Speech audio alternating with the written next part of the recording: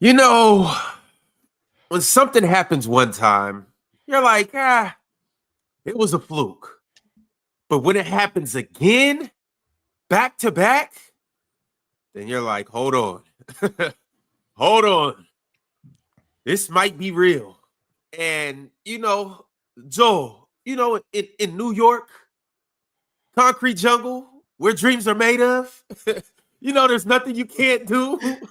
Hey, how are you feeling this morning? I had to bring my guy back for back-to-back days so he can put on for the New York Knicks. How you feeling?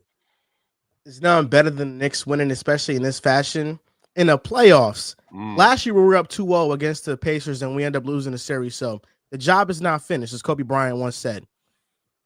But what's even sweeter is that this is against the Celtics. I love watching the Knicks win, but I love watching the Celtics lose too.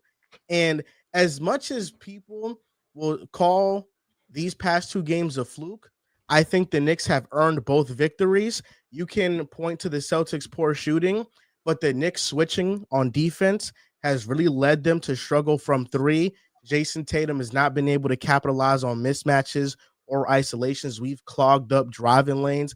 And I think the Knicks deserve a lot of credit, and Tom Thibodeau deserves a lot of credit for changing up his defensive philosophy, and Mikal Bridges for having back-to-back game-winning defensive plays. Game one, the steal against Jaylen Brown, and game two, the block on Jayson Tatum.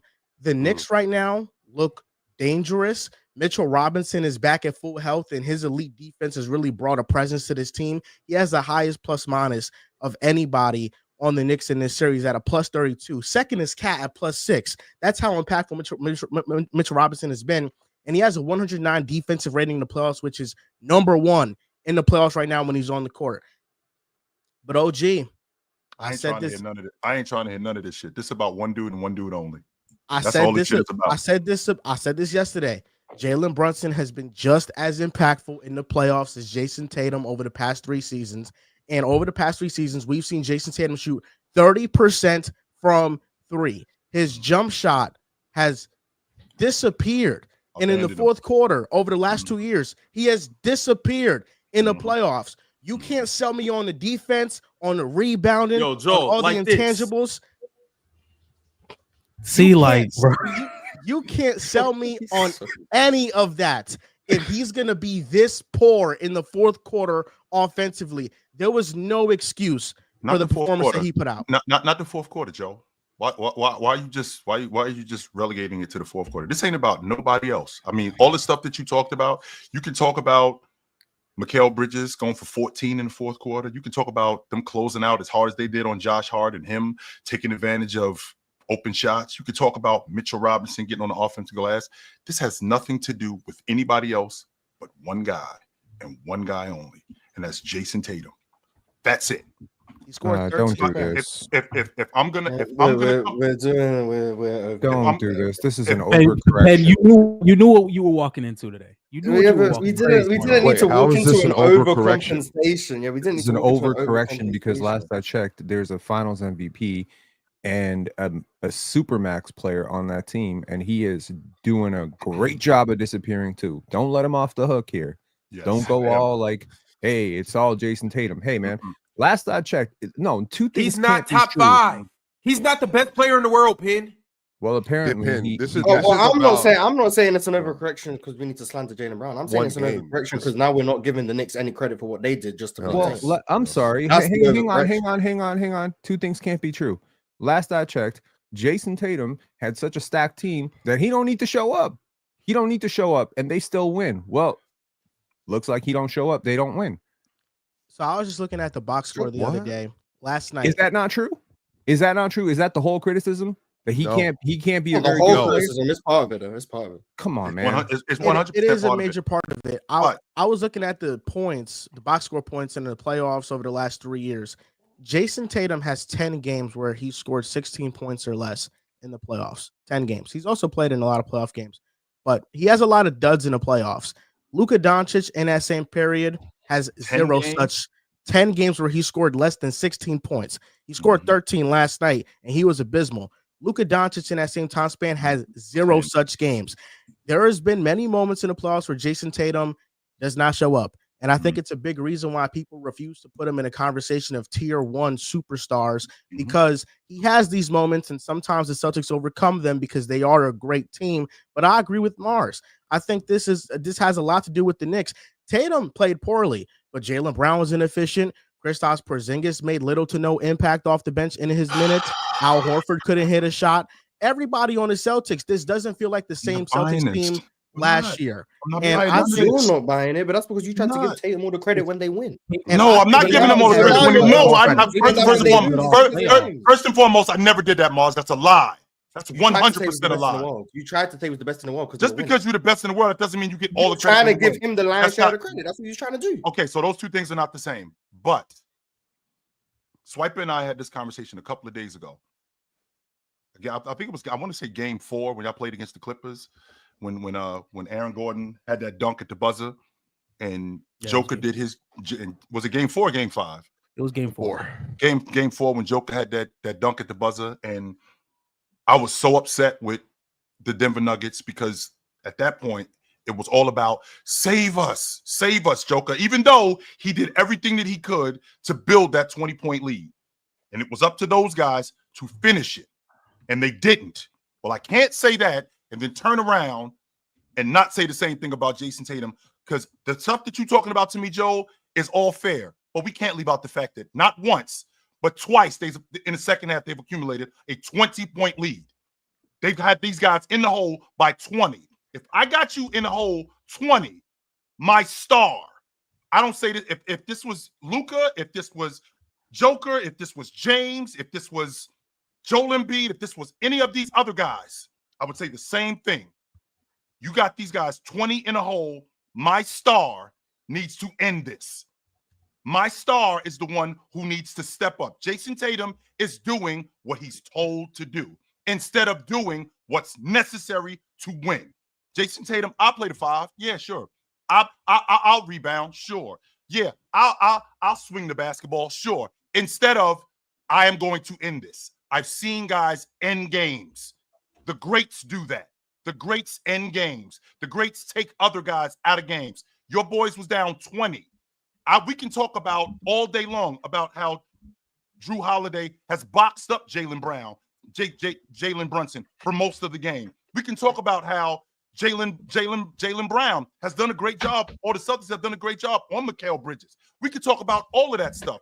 In the end, this comes down to one guy and one guy only. He has not done his job.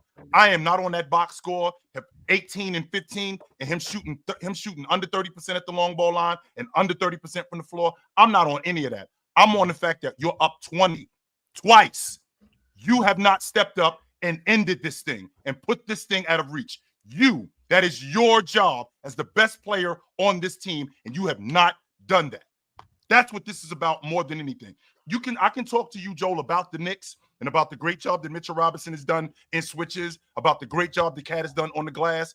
In the end, this is about one guy and one guy only, and that's their best player in Jayson Tatum. And he has not done the job. And Joel, I think you're getting caught in a little bit of a wave, because I think if there was not the things that had happened really over the last 8 months up here, I think the conversation more would be about the Knicks. And I would say, especially in the last month and as of the last week, if there were things that had not been said up here over the last week or so, I think the Knicks would have been the opening convo, because I think the fact that they got OG Anunoby, Joel, he's done a fantastic job. I'm so glad you brought him up. I'm so glad you brought him up. Mikal Bridges, y'all, for all the stuff that people said. Playing some real defense. He's been locking down. Mitchell Robinson has been crazy. Josh Hart's been crazy. Elite. Jaylen Brown didn't even have a great game yesterday. We'll give him credit. But Jaylen Brown, that fourth quarter, every single time, and I said this yesterday on the timeline, the difference between the Celtics and the Knicks so far in this series, beyond the fact that Jayson Tatum has been stinking and Jaylen Brown's been struggling, one team has Jaylen Brown and the other one doesn't. They actually have something they go to, they can rely on at the end of games consistently. Because JB, even if it's just isolation, JB in isolation in the clutch is just a different type of dude. The way he thinks, in Mars, he sucked. Like, he wasn't hitting anything. But then once he got into the mode that he has to make this, he got that step back in ISO And next thing you know, they're up 1, and he just gets to a different place. And what we have been collectively saying to chill, and especially the arguments you and I have been getting into about Tatum, is when Tatum does well or wins, you would put these extremities on Jayson Tatum to say that he is the reason not only why they're doing this, but because of team accomplishments, you're putting him in conversation as a player that he has not yet shown he plays to the level as. And that has been the entire conversation. And since you're saying that's not true, Joel, you brought up something I didn't even realize. Joel, you said over the last 3 seasons, the last 3 seasons in the playoffs, 10 games. The dude in the playoffs, the last three playoff runs altogether, including this year. Tatum's averaging 26, 10, and 5, but he's shooting 43% from the field and 30% from 3 on a 56 true shooting.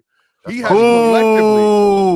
collectively been underperforming relative to the peers you put him in conversation with over the last several years. And the conversation really shifted in the last week. And please, somebody else can go after this because I don't want to dominate the conversation over the last week. John, because what you said is that 3 games in a Magic series is what shifted the conversation from Tatum not being invested in World Talks as of last month to now he's invested in World Talk if he maintains these 3-game sample size. But we still had the first game before that. We've had 2 games since that. And even the level of play over the regular season, you were willing to throw out years of data on one player because you like him to say he's invested in World Talks if they win, knowing that they have a roster that nobody else, in my estimation, can compete with in the Eastern Conference. And the only team that can really get with them in terms of depth and roster is OKC, and they put it on one of the main reasons. One of the main reasons why they are as good as they are, and this goes back to everybody. When you have a good roster, one of the main reasons why they are as good as they are is because of him. But one of the main reasons why they are as bad as they are is because of him. This happens with your best player. When your best player isn't playing up to snuff, then your team is going to struggle. That's why this is about him. And that's why 16-3 in the playoffs last year. He struggled the whole time. Well, he didn't struggle the entire time. That's not true, Moss. That's not true. Stop saying that he struggled the whole time. Because he shot 28% from 3 in the playoffs last year, right? Even if he struggled, he struggled. He shot 42% from the field and 28% from 3. Are we doing the same thing? Are we doing the same thing with Luka when Luka struggles? Even though he goes 30 and 10, even though he goes 34. I've heard some conversations. People have held Luka accountable. Luke, and I'm doing the same thing with him. I'm doing the same thing with him. Outside of the Wolves series last year, he didn't have a good playoff outside of the Wolves series. Lucas struggled in the playoffs last year outside of the Wolves series. But there's no pushback on that because we I agree. don't see Chill tearing down every other Celtic in order to propel Tatum up. I wanted to quickly say this. I'm not doing that. Hold on, go ahead, John. I'm not doing that. I wanted to quickly say, like, hold up, y'all. Let John jump in and then Pin. I want to hear from you after that. I feel like Kristaps Porzingis has been the X factor for the Celtics for the playoffs, and he's been awful. Like, he hasn't been playing defense well. He hasn't been hitting shots. He hasn't been in attacking mismatches. He's been awful around the rim. We're not talking about that. Like in game 1, he was bad. He couldn't convert on. Go ahead. But they've won without him, though, John. But I get that. But this is a different field. Like, this is not the same field it was last year. You're going to need Kristaps Porzingis to play, and you're going to need him to be 100%. He has to be that rim protector. He has to be that shooter. He has to be that mismatch attacker. And if he's not that puts like a wrench in whatever the Celtics are trying to do, because he has the ability to create switches and to create mismatches at will. We've seen it in the regular season against the Knicks, and he just wasn't doing that in the playoffs. And that's one of the biggest reasons I feel like the Celtics just are struggling as much. That, and then in the fourth quarter, they just don't have the same intensity that the New York Knicks have. Jalen Brunson is getting whatever he wants. He's getting to the free throw line. He's getting good shots in the mid-range. Best player comes in. But this has been consistent. The entire team. That's all. But okay. I understand where the Jayson Tatum accountability comes in, but you also have to look at some of the other guys on the team. Jaylen Brown isn't getting good looks. I think Derek White went 3 for 11. Like, these things. And as bad as they are, John, and as bad as they are, they've accumulated in the second half a 20-point lead. And like I just told Swiper, when your team is up 20, when your best player is doing that, and you hold the other guys accountable, the same logic has to apply to the crew. When the crew puts us up 20, it's now my job to get involved in this. And he hasn't. He has not. Chill, this is about one guy.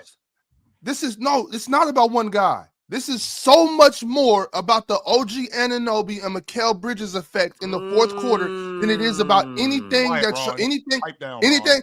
Don't be quiet, Ron. Don't pipe down, because this is so much. This is so much more about that. I know y'all want to get nasty today and y'all want to jump on Chilltown. If y'all want to do that, go ahead. But before first things first, y'all gonna put some respect on OG. Knicks credit. Y'all gonna put some respect on OG Anunoby. Put some respect on Mikal Bridges. Mikal Bridges didn't score any field goals until the fourth quarter. So I know y'all gonna come with take me off the big screen, Ron. I'm not worthy. I'm not worthy.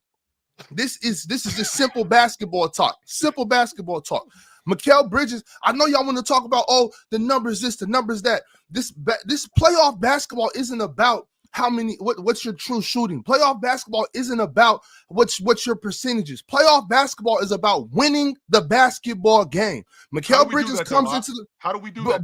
By doing like what Mikal Bridges is doing, by staying consistent, by understanding, by not consistent. I'm sorry, persistent. By understanding that Mikal Bridges was having a shit game as far as what the box score was showing you until the fourth quarter when he turned up. OG Anunoby, by staying solid, staying consistent and persistent throughout a whole game, and not paying attention to the fact that my box plus minus isn't as high as I would like it to be. By continuing to play basketball and getting the job done. This isn't just about Jayson Tatum having silver dollar eyes. We've seen that before. We've also seen Jayson Tatum go for 46 in the playoffs. We've seen Jayson Tatum have big games. This ain't about this agenda y'all want to push with Jayson Tatum. This ain't about Jayson Tatum versus Luka Doncic. This ain't about the fact that Jokic in the Denver defense got exposed last night and they put up 170 points on them dudes. Damn. This is about winning. This is about winning basketball games. This is not about this. Jayson Tatum played like shit last night, but that's more about Mikal Bridges and OG Anunoby handing that dude. So they're making it tough on him. I know this is a bad day, Chill. Now I know that these dudes want to let you have it, but you don't got to go all way over here to the left. Stand on your nuts. Stand on your nuts. Jayson Tatum is still one of them. Bail is this? This ain't no bail. This is basketball. I don't think it's bail to say the Knicks. Put some respect on OG and Mikal. I'm with you. I said what I said. And Josh Hart. Josh Hart, Mitchell Robinson, OG Anunoby, Jalen Brunson, even Cat a little bit. But Mikal Bridges, they all did their job. I put this team together for this. I hear you. I agree. Yes. But remember, I'm with you. Remember when the trade happened, what did I do? I pulled the whiteboard out.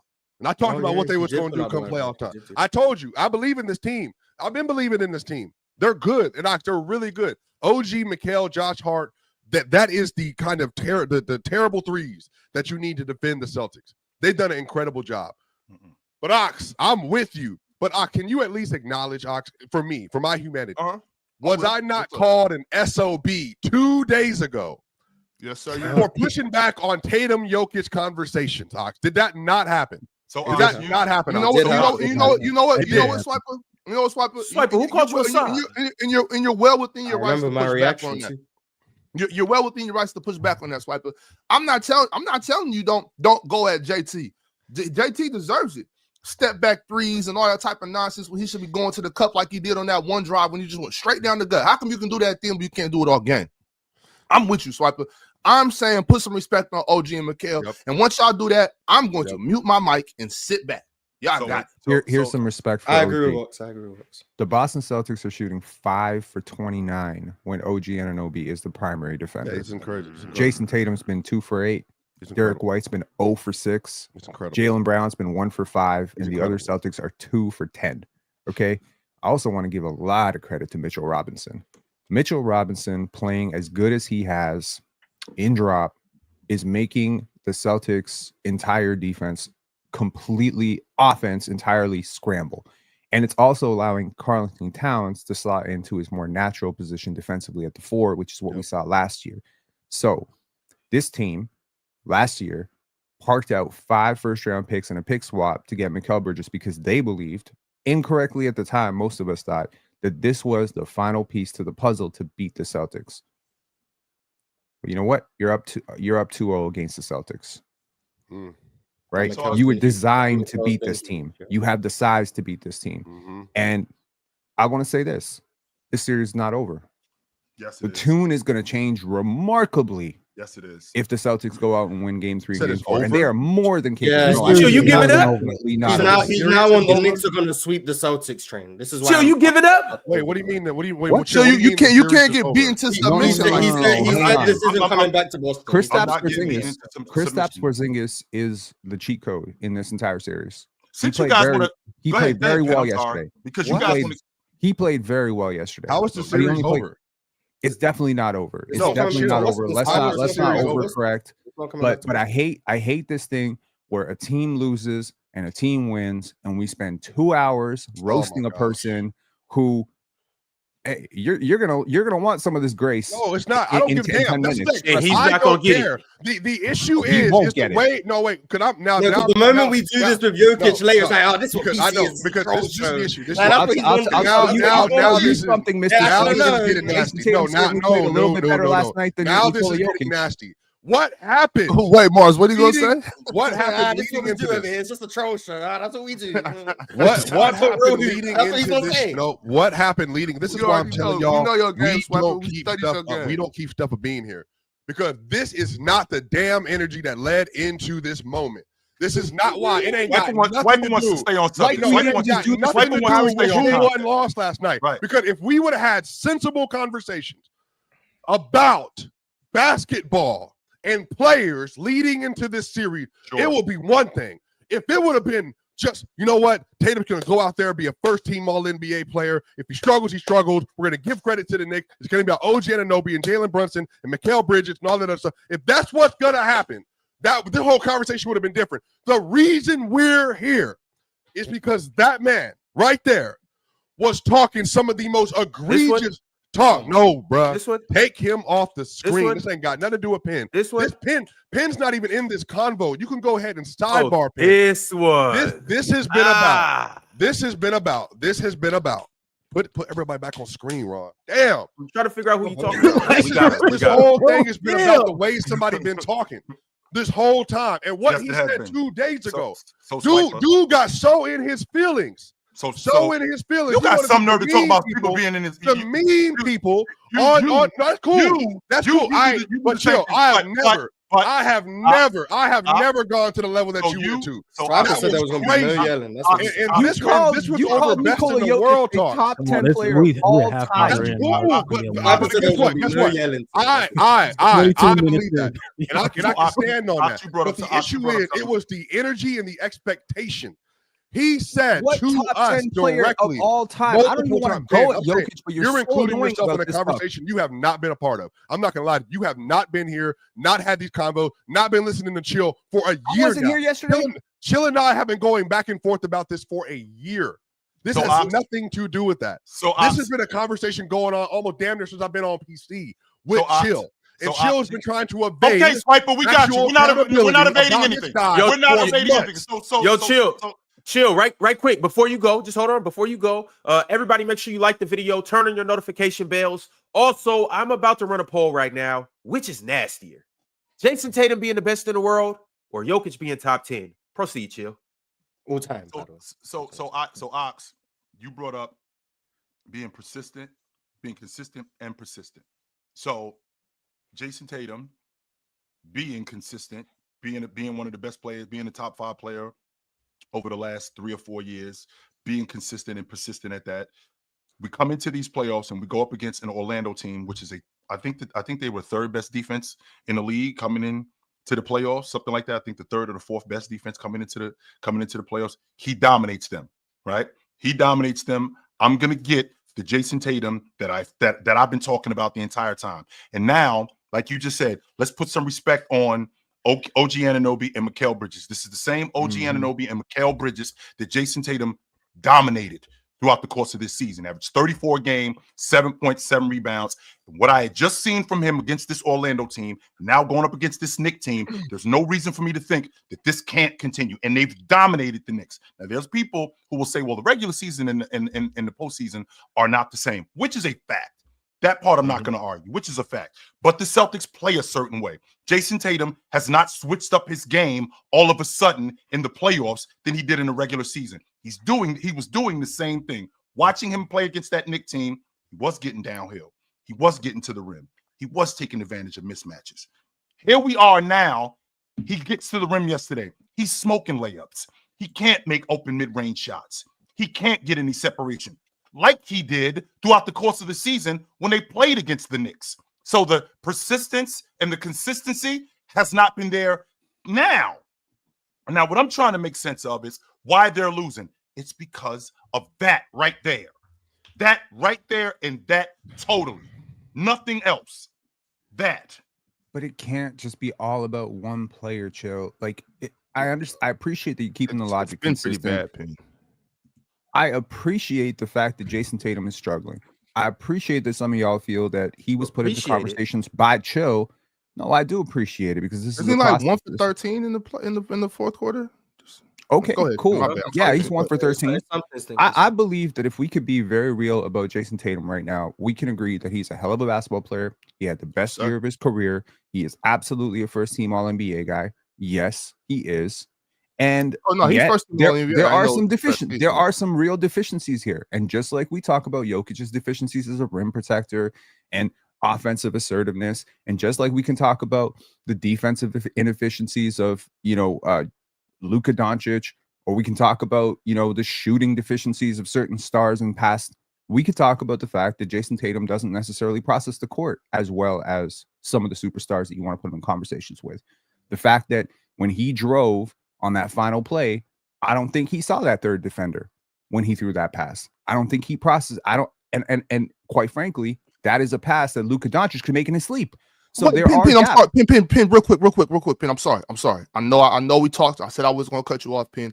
I'm sorry. Why the fuck are you passing the ball? Fact. Anybody? Absolutely. Fact. Excuse my language. I know this is a family show. I'm sorry. Somebody in the chat, y'all got to answer for that. He probably paused because he saw that's a great point. That's a great point. That's no, but Mars, he dribbled. He went through the lane, and instead of being 6'10" and catching up, getting on two. Yeah, he ended up going all the way towards the corner. Dribbled all the way over here. You got to switch on Mitchell Robinson. If you go back and watch that final play, he lost his handle. As he started to go left, he stumbled with his handle. Yep. And then he sort of found himself gathering his handle on the baseline. Mm-hmm. At which point he saw so much help, so much length. Mikal Bridges, OG Anunoby, that's a lot of help. Mitchell Robinson, that's a lot of length. That's 3 guys with 7-foot wingspans. And he thought, shoot, I have this much attention. Someone must be open. And he threw a pass that frankly, it got trapped. I can see that. I can see that, but I want guys like Jayson Tatum. Jayson Tatum's supposed to be in that tier of Kevin Durant, Kawhi Leonard, Kevin Durant. Hold on, Mars. Because let me finish what I'm saying. I'm not saying he's that. Just let me finish. A younger Paul George, Kobe Bryant. These guys that are big wings that are supposed to be able to get to their spot. You're supposed to be able to get to your spot and pull up and make a shot that's a good look for you. Now, Jayson Tatum in that situation, he looked like he was a little disoriented. You know what I'm saying? Let me find a good shot. You let the defense take you where the defense wanted you to go instead of asserting your will, asserting your dominance on them. You're 6'10". You're stronger than most people. You're big. You have a good touch. You need to have a go-to move with 10 seconds left. You need to have a go-to move and a counter move that you know you're going to. You can go right and do it. You can go left and do it. Get to your spot and get a good look. You didn't even get a good look off. Chill. That's a problem to me. The fact that you didn't even get he didn't block your shot. He deflected your pass. I just think it's interesting that we still. I just think it's interesting that we're talking about Jayson Tatum at the end of this game when they were up 20, and it's your responsibility to get a hold of your troops. You are the leader of this crew. You are the best player on this team. You are the best scorer on this team. You are the best rebounder on this team. It is your job, because I've seen Joker take over games. I've seen Giannis take over games. I've seen you take over games. And that was an opportunity for you to stifle the Knicks and take over this game after being up 20 to secure this game. And you didn't do that. What you did do, though, was you stayed involved. I'm going to do what they tell me to do. I'm going to make the right pass. I'm going to do what they tell me to do. I'm going to shoot if I'm open. I'm going to do what they tell me to do. I'm going to get downhill and find the open guy instead of taking over the game like you've done in the past. There's a reason why, back to Swiper's point, there's a reason why I look at this guy the way I look at him. There's a reason why I think he's that good, because I've seen it before. That's why. And I've seen other guys in the past who have gone to pieces. But in this particular situation, I'm going to declare it right now. And I'm saying it. And even if he's listening or whoever's listening, get this back to him. Prove me wrong, brother. I still think you're the baddest mother you know what on the planet. Prove me wrong. That's what I need you to do. Prove me wrong. If you do that, then I'll wipe my hands and I won't say another word about you like that. You'll just be one of the better players in the game. You'll just be another great player in the game. Prove me wrong. Prove me wrong.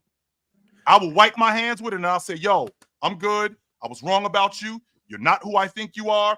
Maybe you're just one of the better players in the game. Because last night, he looked exactly like one of the guys. He did not stand out. There was nothing extraordinary about him, like the best player on the team. There was nothing like that. And I am putting this solely on him. And that's why I'm saying today, prove me wrong, brother, because I still think you're the baddest you know what on the planet. And if you're not, and you if just you said the prove me series wrong, was over. I'm good. All right, You just fellas, said the series was over. we about to get right into that, Swiper. I just got to acknowledge my man Arch sending through $100 super chat. You know, this is why Arch is goated. This is why he's an S tier super chatter. But he said yesterday's episode was legendary. Shout out to OG and Mars. It was amazing. Nothing beats a new PC episode in the playoffs. Mm-hmm. Well, Arch, it's good to be here with a new PC episode, and it's good to be in the playoffs. And I don't know if it's good for the Celtics to be down 0-2, but I know it's good for the Knicks to be up 2-0. And Joel, I got to ask you, and then I got to hear from everybody else. What happens for the rest of this series? I think we split at home. We go up 3-1, and we try to win in 6. I really hope that this doesn't go 7. It's going to be very nerve-wracking if it does. But I'm not going to count the Celtics out just yet. They haven't shot well from 3 at all. But I do think a lot of that is due to the Knicks defense. 39% of Jayson Tatum's regular season field goal makes were assisted. That's only 28% in the playoffs. So he's taking 37% fewer catch and shoot 3-point attempts in the playoffs. And their ISO frequency has leapt from 10% to 15%, and that's leading the playoffs. So I think they've played an isolation-centric style of basketball, and I think the Knicks have capitalized on that. Still, they can shoot better, but I think the Knicks can play a lot better. Game 1 was a better Knicks game. Game 2, I thought everybody collectively, for the most part, struggled outside of that fourth quarter. So I'm hoping that at least in one of these home games, we get an all-around great performance from everybody, and being at home should help that. So for the rest of this series, I got the Knicks winning now. I think taking full control of it, being up 2-0, 85% of teams go up 2-0 end up winning this series. So I have the Knicks winning, but if they don't, I'll be very disappointed. And I think the Celtics, like to your point, Chill, Jayson Tatum has high highs, most points ever in a game 7 with 51, game 6 down 3-2 against the Bucks. He's had his great moments, but I think his lows are also very low. And it is an opportunity for him to prove you right on what you think he might be. If they come back and win this series, then he's going to prove himself as one of those guys. But I think the Knicks right now are in firm control of it. What does that mean, Joel? What does that mean? I think prove just me wrong. as much as I feel about Jayson Tatum right now and what I think he is as a player, these things are fluid. He's a very young player, and best in the world talks are fluid. No, I don't think that. I don't think he's Jokic, but I will say that he still has a chance to continue to add on to his resume. And he started really good against Orlando, but now 50% of his playoff games in this playoff run have been bad games for the most part. These things are still fluid, though. If he plays well to close out the series and comes back down 0-2 and wins and is elite for the rest of it and has a great conference finals and finally has a great NBA finals performance, these things are fluid and these things can change as time progresses. But I have the Knicks winning this series, and I think we split at home, and I think that's the number one priority. We can't drop both at home. We have to at least be up 3-1. We have to get a great game from the Knicks because they haven't given it for all 4 quarters. And I would argue this entire playoffs, they've really just shown up in the fourth quarter for the most part. So this is their opportunity to take home this series and prove that the roster that they built can beat the Celtics. Speaking of roster though, Joe, we can't all agree because I heard y'all talking about the Orlando Magic and everything with no Jalen Suggs and everything. Y'all can agree that this New York Knicks defense is more trouble than that Orlando defense. Just I mean, Yeah, just better just wing we, centers. yeah, and that's the point though. Remember, y'all do remember we talked about this Without Suggs or with Suggs? Without The team was they play Jalen Suggs? yes. Did Jalen Suggs play in the playoffs? No. Okay, so then what you asking me that for? When we talked about these two, Mikal Bridges and OG Anunoby before the season started, this is what I was trying to tell y'all about the wing defense. This is the reason. Chill was saying they already got Mikal. Why would they re-sign OG? Or they already got OG. Why would they trade for Mikal? Because they had to. Because that was the way to stop this Boston Celtics team. So y'all want to talk about the number or the defensive rating or all that shit. That doesn't matter. This defense is more of a problem for the Boston Celtics than the Orlando Magic were. Obviously. You know what I'm saying? They got what it takes. And real quick, Ron, I want to say that this series I want you to answer the question on who you think is going to win. But finish your take. I think the Knicks are going to win. And now I don't know, 6, 5. I don't know. All right. But my thing is, mind y'all, when this happened, when they win, God told y'all the Knicks was gonna win the East. Now, mind you, throughout the season, I was going back and forth with the Cavaliers, the Celtics, all of that. But the Knicks are really showing something. I think this series right here is actually a clear-cut case of L basketball. Y'all pay attention to this series, and this series will show y'all L basketball all the way. We talking real hoops. You just got all you gotta do is win the game. All you got Diesel. All you gotta do is win the game, baby. All that other shit don't matter. You know, when the buzzer sounds, who got the most points? They won. Sounds like math. John, talk to me. This is still extremely confusing to me because I think the Celtics, their execution in the fourth quarter has been so bad to where if they're just like a level up from that, they could be up 2-0. So when I look at the advantages the Celtics had, the wide open looks they got in game one, some better looks they got in game two, I think that was a lot better by the Knicks defense, really taking away most of those open looks. But then I look at the New York Knicks, and if they can keep this game close, I just don't think the Celtics have that level of execution in the fourth quarter like a Jalen Brunson that can get open shots consistently, that can get to the free throw line consistently. And then with the Knicks' intensity on defense, whoever's going to win this series is going to have to be in 7 games. I don't think Boston doesn't win more than 1 game. Like, I think Boston gets at least 2 more games. I'm going to go the Celtics in 7. I'm going to go the Celtics in 7. Mars? Boston in 6. Yo.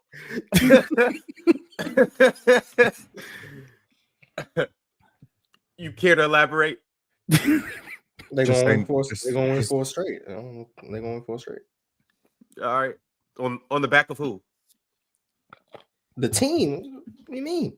Okay. The Boston Celtics is going to beat the Knicks. All right. Swiper? Celtics, they have the much better team.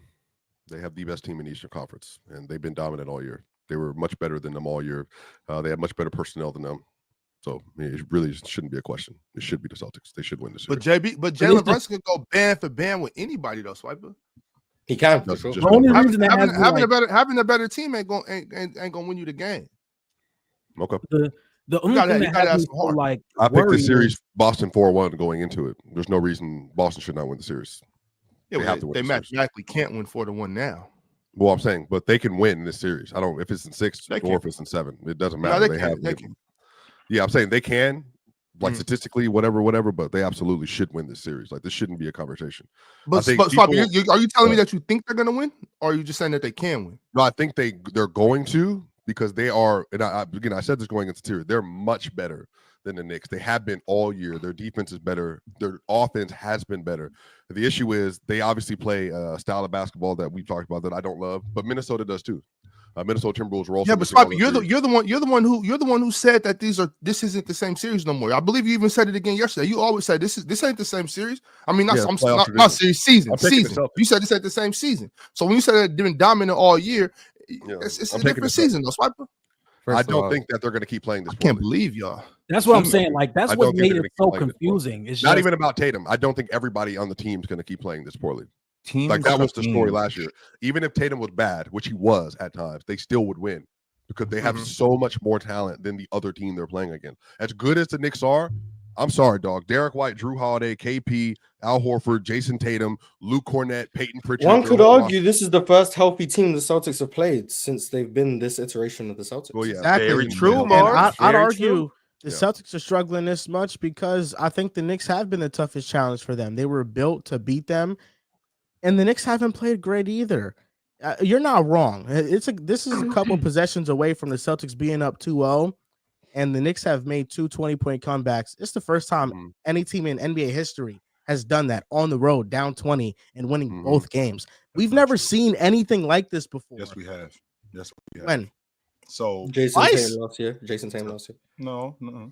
So okay, as the resident historian up here, 1963. We've had two teams lose both games at home and come back and win the series. Bulls did it in 7. I mean, Celtics did it in 17. Yeah. And the Houston Rockets did it in 94. And they were up 20 on Phoenix twice. Not once. In the NBA Finals, too, the Knicks were up 2-0 against the Rockets and ended up blowing that series. No, but I'm saying down 20, though. Down 20 in both games. Yes. And the Rockets were up 20. Twice against Phoenix. Okay. Both of those games. Yes, they did. Well, I think the Knicks haven't played their best game yet. And I think we just have to get a better performance all around shooting from our better players. And I think at home, it gives us the best opportunity to do so. Like I said, I can't rule out the Celtics entirely because they are talented, like to your point, Swiper. But if anything that this playoff has shown us is that this playoffs has been extremely unpredictable. I mean, most of the things that have happened, especially in the second round, we have not expected at all. We did not expect Indiana to be up 2-0. We did not expect New York to be up 2-0.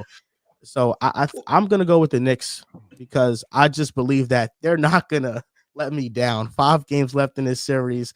Just win 2 more. And get Mars, it done. what was the thing that you said to me, Mars, when you said, what would it take for the Celtics to lose? The Knicks would have to win the games where Boston shoot poorly. That's been 2 games. We don't even have to, Mars, you can stop right there. Oh, okay. One more time, Mars.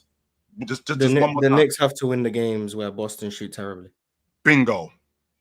Now, we've seen what the Celtics are in the iteration of the Celtics. They're a long ball shooting team. They've shot 25% at the long ball. They've shot 100 threes in these last 2 games. They've made 25 of them. That's it. If this is going to continue, which there's no reason for me to think that, I mean, you guys talk about me with the blind faith. That's what you guys are talking to me about when I talk about James with blind faith. Now they're going into a hostile environment. What y'all dudes is trying to sell me is that they're going to go into New York and light them dudes up because this is who they are. Let's be clear about who all they have to do is win the game. They don't have to win by 60. Okay. They don't have to win by 60, Mars, but here's the difference. Who are the Boston Celtics? They are a long ball shooting team. Yes. That's who they are. Yes. And with them being a long ball shooting team, they have to shoot better than 25%. Yes. Much better than 25%. On the road, by the way. This is not in your building. Marginally better. This is in a hostile environment against a damn good defensive New York Knicks team. Against a damn good defensive New York Knicks team. So with that being said, me watching what I've been watching, what's going on with the Knicks, I'm not sure this series is coming back to Boston. I think it's over. I will guarantee you this series comes back to No, Boston. because they haven't shot well in the first 2 games, so they're never going to shoot well again. Obviously, they're going to get swept. Why are you guaranteeing it? Hold on. Wait, nothing would make me happier than watching. Obviously, if a team shoots badly for 2 games, why would they ever shoot well again? Like, in their building, by the way, Mars. Don't leave that out. Let's think. Don't leave that out. Isn't with these 2 teams? This is why. This is why where we are where we are. With these 2 teams, one of them has a superior team. We all said the Celtics. What's the gap? I had the Knicks in 6. You say they're superior. What's the gap? In the season, we all have the Celtics as a superior team. Everyone, including Mars. He just picked a series with Knicks. Whatever. So I have the graph. I know what he did. I know what he did on another show, but it doesn't matter. I'm not going to bring that up. So some of this is talking about over here. I know you're talking about PC. So some of this is if you have a team that has that much of an advantage, which they did going into the series. Yep. And then you, in your estimation, have a player that's in best in the world talks, who you believe is an elite closer, elite scorer, elite defender, elite passer, elite playmaker, elite rebounder, all those things. Correct. Why is it why are you in your if it's all coming down to the shooting? That's all it is. And okay, so what does that if you're saying your player that you believe is best in the world is simply a product of a larger system? I didn't say he was a product of a larger system. You're saying that to us you now. Just said that he's doing too much. Don't put words in my mouth. Apply himself to the system. You said earlier he's doing what he's told to. You said that. That's what I said. I listened. But he is a product of the system. That doesn't mean whoa. My fault, I guess. So OG, let me get this straight, because I just want to ask you the question more directly. If you're telling me that the Knicks are sweeping the Celtics, you're telling me that Tatum is not who you think he is. What I just said. What did I just say? Prove me wrong. But do you think he will prove you wrong? But even if he wins the series, we gonna find out that he's the best in the world. We are going to find. Oh, okay. I'm to answer your question, Swiper. In order for them to win it, in order for them to win this series, the way he's playing right now, he's got to play substantially better. He doesn't have to play better. He has combined what? 2 points? Yeah, and they've been up by a combined 40. Yeah, so he doesn't have to play substantially better, clearly. Actually, he does, because they've lost. And the main reason, and marginally, is not going to get it done. They've lost by 4 points over 2 games. And they've been up by 40 by combining these 2 games. Yeah, and they were up 40 with him playing like Judy. Let's paint the scenario out like they did last year. Let's say he has 25 points. Let's say he has 25 points, 10 rebounds. Boy, smell like Dookie. And hold on. And he to 25 points, 10 rebounds, 5 assists. And in that game, he shoots 9 for 20, 45% from the field, and they win. And they win 4 straight games with him shooting 45. The same thing he did last year. So what you're trying to tell me through the whole series. So you're saying that difference will put him in best in the world talks again. I don't think that. No, you're saying that. I didn't say that. You're saying you can't. He needs to play elite. What? No, Swiper. He doesn't need to play elite for them to win. Yes, he does. They've lost by 4 points and he's been garbage. Yeah, but the Knicks aren't going to. I don't think they're going to consider to play this bad. Be much better. I think the Celtics 9 for 20, 25, 10. That's not going to get it done. That's what he did last year and he won the title. That's what he did last year and he won the title. And he's going up against a much better Knicks team. So how? Okay, so if Jayson Tatum has to play elite for them to win, how were the Celtics able to go up 20 in 2 games with him playing trash? Because of bingo. That's it. That's the question you need to ask. Because of those other guys. The same logic that I gave you about Denver, He Mars. doesn't need to play well to win then. But they've lost, though, Mars. By 4 points over 2 games. Well, he needs to play well in the fourth quarter. If he's playing like absolute garbage, trash, doo-doo, whatever synonym you want, and they've lost over 2 games by 4 points combined. In the literary sense. Why did we go from they've lost by 4 points combined over 2 games while being up 20 in both of them with him playing trash to he has to play elite for them to win? All he has to do is play marginally better. Well, he's got to play elite. He's got to play elite for what I've been talking about with him. That's why. Okay. Mars. Last year in game 1 of the NBA Finals, Mars, he had 16, 11, and 5, and he shot 37% from the field, and they won. They won. This has been a consistent team. But to be fair, to feel like you're vindicated in what you said about him. Yeah, but to be fair, this is OG's He didn't shoot above 50% in any game in the finals. They won 4-1. 4-1. They dominated. Yo, fellas, I want to hear Pin's prediction on what's going to happen in this series. But right quick, before we do that, Pin, chill. This is a safe space. All right, I'll get all these guys out of here. It'll just be me and you. I will give you an opportunity. I don't sound safe. I will give you an opportunity. All right, I'll let you ask him. Chill. We'll give you an opportunity to walk it all back. You can just say you overreacted, brother. You can say you don't really mean it in that. Yeah, you got a little ahead of yourself. The sweeping stuff might be a bit much. No, not the sweeping stuff. I'm talking about the Jayson Tatum shit. No, I'm not walking that back. I'm not. No, I'm not walking stand that on back. business, But Joe. that's the cool. thing, OG. If you're not walking that back, then you should be confident that he is going to come back down 0-2 and win this goddamn series. That's He why. is confident. Versus So the Joe- team so he's favored to so- beat already, by so the way. Joe- so versus Joe- the team he's already favored to beat. Who So he's Joe, already had a better team. I'm gonna walk back to. I'm gonna walk back to sweep logic. Okay, that come on, might chill. be a bit I stand on right? business with you. That- Come on, chill. Let's do it. That might be a bit much. Let's do it, chill. The Come sweep on. logic. The sweep I got logic you. might be a bit much. I So got you, brother. Yeah, Let's go. Paulie. Let's Yeah, go. Paulie. Hey, chill. Let's go. Come on. the sweep logic Let's might stand be a on bit it. much. Because to Paul Pierce Mars's still point, walking to the studio right now. to Mars's point, Jayson Tatum didn't play well, and they were up 20. So if Yes, he sir. plays like the best player in the world, they could win 4 straight if he plays like that over the course of these next 4 games. And interesting you say that, Joe, because who do I think he is?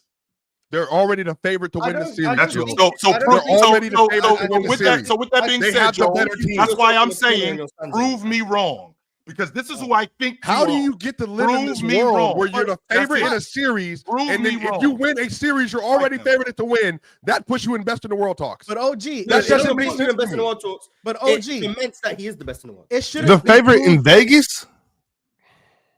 Yeah, they were. I think they were fair like by minus 900 Celtics. But OG is. I'm just wondering, Joe. Is that how we decide basketball games? Is what who's Vegas says is the favorite? No, but I do think that the Celtics were having. Do we have to have best in the world talks and shit like Yes. that based on who these people in Yes. Vegas think is They the were the favorite? overwhelming. They were Yes. better the entire year, including in the first round, Yes, leading sir. into this series by a wide margin. So they Okay, were say that. already, This the might be margin talking is that. 10 I wins. don't give a Across damn the about board. Vegas. across the board. They were a much better team than the Knicks.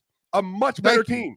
Thank you, And so Swiper. Now across you the talking, board, Swiper. Now They you talking, were Swiper. already expected to roll for most people, roll the Knicks, including for Knicks fans. We had a great Knicks fan that came in here 2 days straight. He even self-admitted, my heart wants me to say that they can win this series. But more than likely, they're going to get steamrolled because they can't beat that team. No, They- Swiper. That's because these dudes. That's because these dudes are afraid to say, are afraid to tell the truth. Man, this Boston Celtics team is really not that much. It's about the matchup. It's about the matchup. We But got to this- get off the stat, get off the sheets. The matchup wise, when you got at some point when we're talking about playoff basketball, you got to talk about the dog.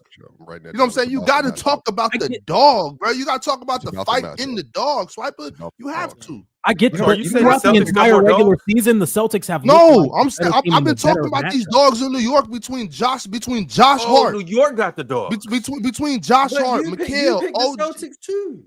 You know the Celtics are still Wait, favored. hold on. I'm the only one up here who picked the Knicks. Mars, I'm Then going you back, said but the Celtics Yeah, now the Celtics are a great team. We can acknowledge that. But at the end of the day, though, you gotta talk about this New York Knicks team. Like I've been talking about this New York Knicks team. That's Now, true. mind That's you- true. That's true. Now, mind you, if the Celtics win in 7, if the Celtics win in 6, I don't think that's very shocking. But I do think that this New York Knicks team deserves more respect than this stuff. Yes, I agree with absolutely. that point. I agree with that point. Hang on. They're I've real heard- competitor in this. Like I've heard this Swiper, you're so acting many like times. oh the Celtics were supposed to just walk right through this team. I understand they were up in both games, but this New York Knicks team is a resilient basketball team. And you got to look at the guy that coaches them. He's a tough dude. You know what I'm saying? He's not a passive aggressive. This isn't a passive team. I think we got to look at that when we're talking about playoff basketball. You know what I'm saying? This isn't the regular season. You know what I mean? This is cutthroat basketball, and it's a team that continues to play similar to what the Pacers just did to Cleveland the other day. Continue to play through the buzzer. You know what I'm saying? Not looking like, oh, we're down 18 with 8 minutes left. That's a lot of basketball. If y'all was tapped into the playback yesterday, I was saying that was 7 minutes left. Yo, this game is far from over. You know what I'm saying? You got to finish this basketball game. And the Knicks finished the basketball game. I just want us, while we're doing this, I want us to continue to remember that the Knicks built their team to beat the Celtics. I just want us to keep remembering that. Keep remembering that this New York team should be respected. Damn what they saying in Vegas. All right, y'all. Pin, I still need your prediction, but right quick, Pin. I just gotta let everybody know that there is a basketball guru up here when it comes to making prize picks contests. Now, you see this good guy on the screen. You see those championship rings on his shirt. You see the aura that's coming off of this screen right now? Well, the thing about it is that can be you. And it can be you today. All you got to do is download the PrizePicks app, use promo code PANEL, and after you do that, you will instantly get $50 when you play $5. It's really that simple and it's really that easy. And we're going to show you guys exactly how to do it right here and right now. So this is how we rocking. $10 turns into $100 with the Wolves and the Warriors game tonight. And Brandon Przinski, 12.5 points. No Steph. He's going to play 30-plus minutes. Come on, B-Pods. Do what you do best. Make a couple threes, get a layup or two, get to the free throw line, and he's going to get 13 points. We got Buddy Hield and Anthony Edwards. The two best three-point shooters in the NBA right now. Steph Curry's not there, Morris. The two best three-point shooters in the NBA right now to combine for more than 7 threes. I like it. We'll take that. And then we got Jimmy Buckets and Julius Randle going more than 44.5 points. Hey, once again, Steph Curry's not there. Somebody got to score. Let's go, Jimmy. Turn into that playoff Jimmy that we know. And then last but not least, we got Draymond and Rudy Gobert going less than 17.5 rebounds. They're both going to get thrown out at halftime. All right, there you go. I don't like that pick, man. You don't like it? That last one. I'm just not sure about that one. We'll have to see. But chances make champions, so we're going to take it, and this is how we rocking. You guys let us know what you're doing on PrizePicks tonight, but make sure you use promo code PANEL, and we'll catch you on the flip side. Yo, Pin, who do you got winning this series? I want to say Knicks. I want the Knicks to win, obviously. Big OG fan. Obviously, grew up in New York for quite a bit, so I want the Knicks to win. I want to push back on this idea that the Celtics are just a way better team. All year, the Knicks have been a top 5 offense. What's been wrong has been their defense. Most specifically, what's been wrong is their defense in the paint, because Karl-Anthony Towns can't guard a shadow in the paint, right? But now you got Mitchell Robinson back. This is a different team now. He's only played 17 games in the regular season. So when you accumulate that 10-game gap in their wins throughout the season, how many of those 10 games can you account for the fact that they were implementing 2 majorly new pieces? Yes, I still consider OG new, and Mikal was completely new. How much of that is Mitchell Robinson was missing? Because if Mitchell Robinson elevates them 10 places as a defense, let's just say they go from the 15th best defense to the 5th or 6th best defense, now you're a championship contender. Now you are in very legitimate, the Celtics or the Knicks, it's even Steven.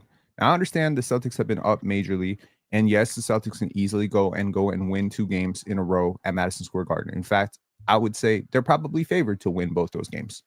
Right now, Vegas still has the Celtics favored to come out of the East, and they're down 0-2. I don't know. I think it's either Knicks in 6 or Celtics in 7. That's where I'm at. All right. Well,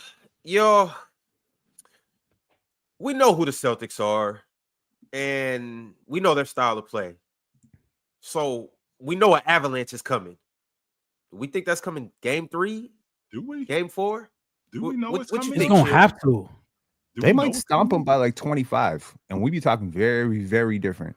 Very different. And they're more than capable. And if Kristaps Porzingis comes back, that's what I'm saying. If Kristaps Porzingis comes back and he plays more than 13 minutes, he is really hard to stop for the Knicks. What do y'all have y'all heard anything else about that? They're saying there's some type of sickness that makes it to where he just gets really tired, really fatigued. But they're not saying it's a flu or something like that. What is something going on in his respiratory? He's got a respiratory infection. He need to go take care of that, man. It's more important things in life than basketball. Looks checked out. It was in a post game. They interviewed him and he said that he feels like now the pressure is off the Celtics for the series, because if you look at the Vegas odds, then the Knicks might be favored now. So all the pressure is off them, even though they're down 0-2. They're not favored.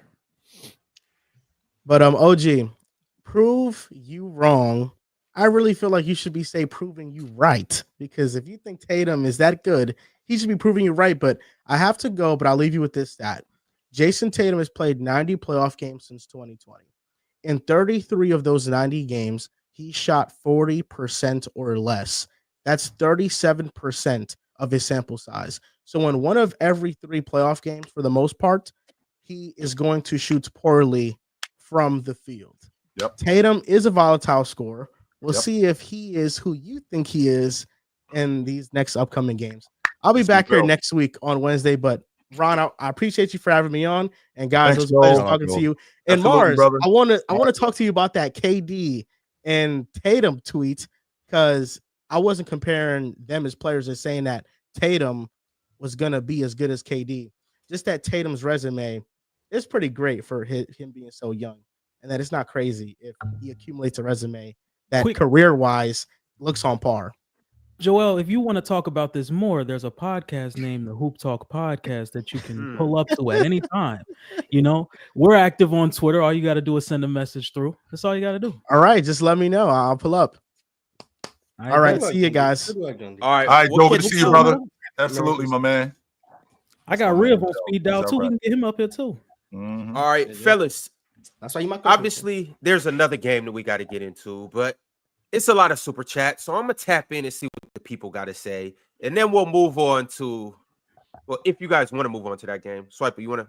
I would love to move on to that game. Okay, all right. I already know what's. Oh, you don't care? Oh no, I mean I've seen nothing but bail. The refs, so we're headed this direction. Yeah, y'all gonna get some bail, right? The refs, right, Swiper? Yeah, we know what's gonna happen. The refs, man. So that's not bail, Swiper. All right, hold on. No, before we blame the refs, I got some super chats. So let's see what the people got to say. Look at him already. He's trying to say it's a troll platform. Look at him. My man Cowboy Bob sent through a super chat. He said, "Don't stop believing." Also, I said it would go 6, but got laughed at. Talk about Tibbs' adjustments, leaving McBride and Mitch in the game, and we down. Talk about the defense. Mitch and OG provided. Talk about Tibbs having. Did he send another one? Yeah. Different sets to win. But no, Ron will wait to the end of the show to talk about the Knicks. Show Bridges' defense. Bridges' defense was why we traded for him. LOL. Go New York. Go. Yeah, this the ain't sweating them 5 first. This the Mikal Bridges they thought they were getting. Now he didn't show up a lot during the regular season with this level of defense, but he playing defense like this now.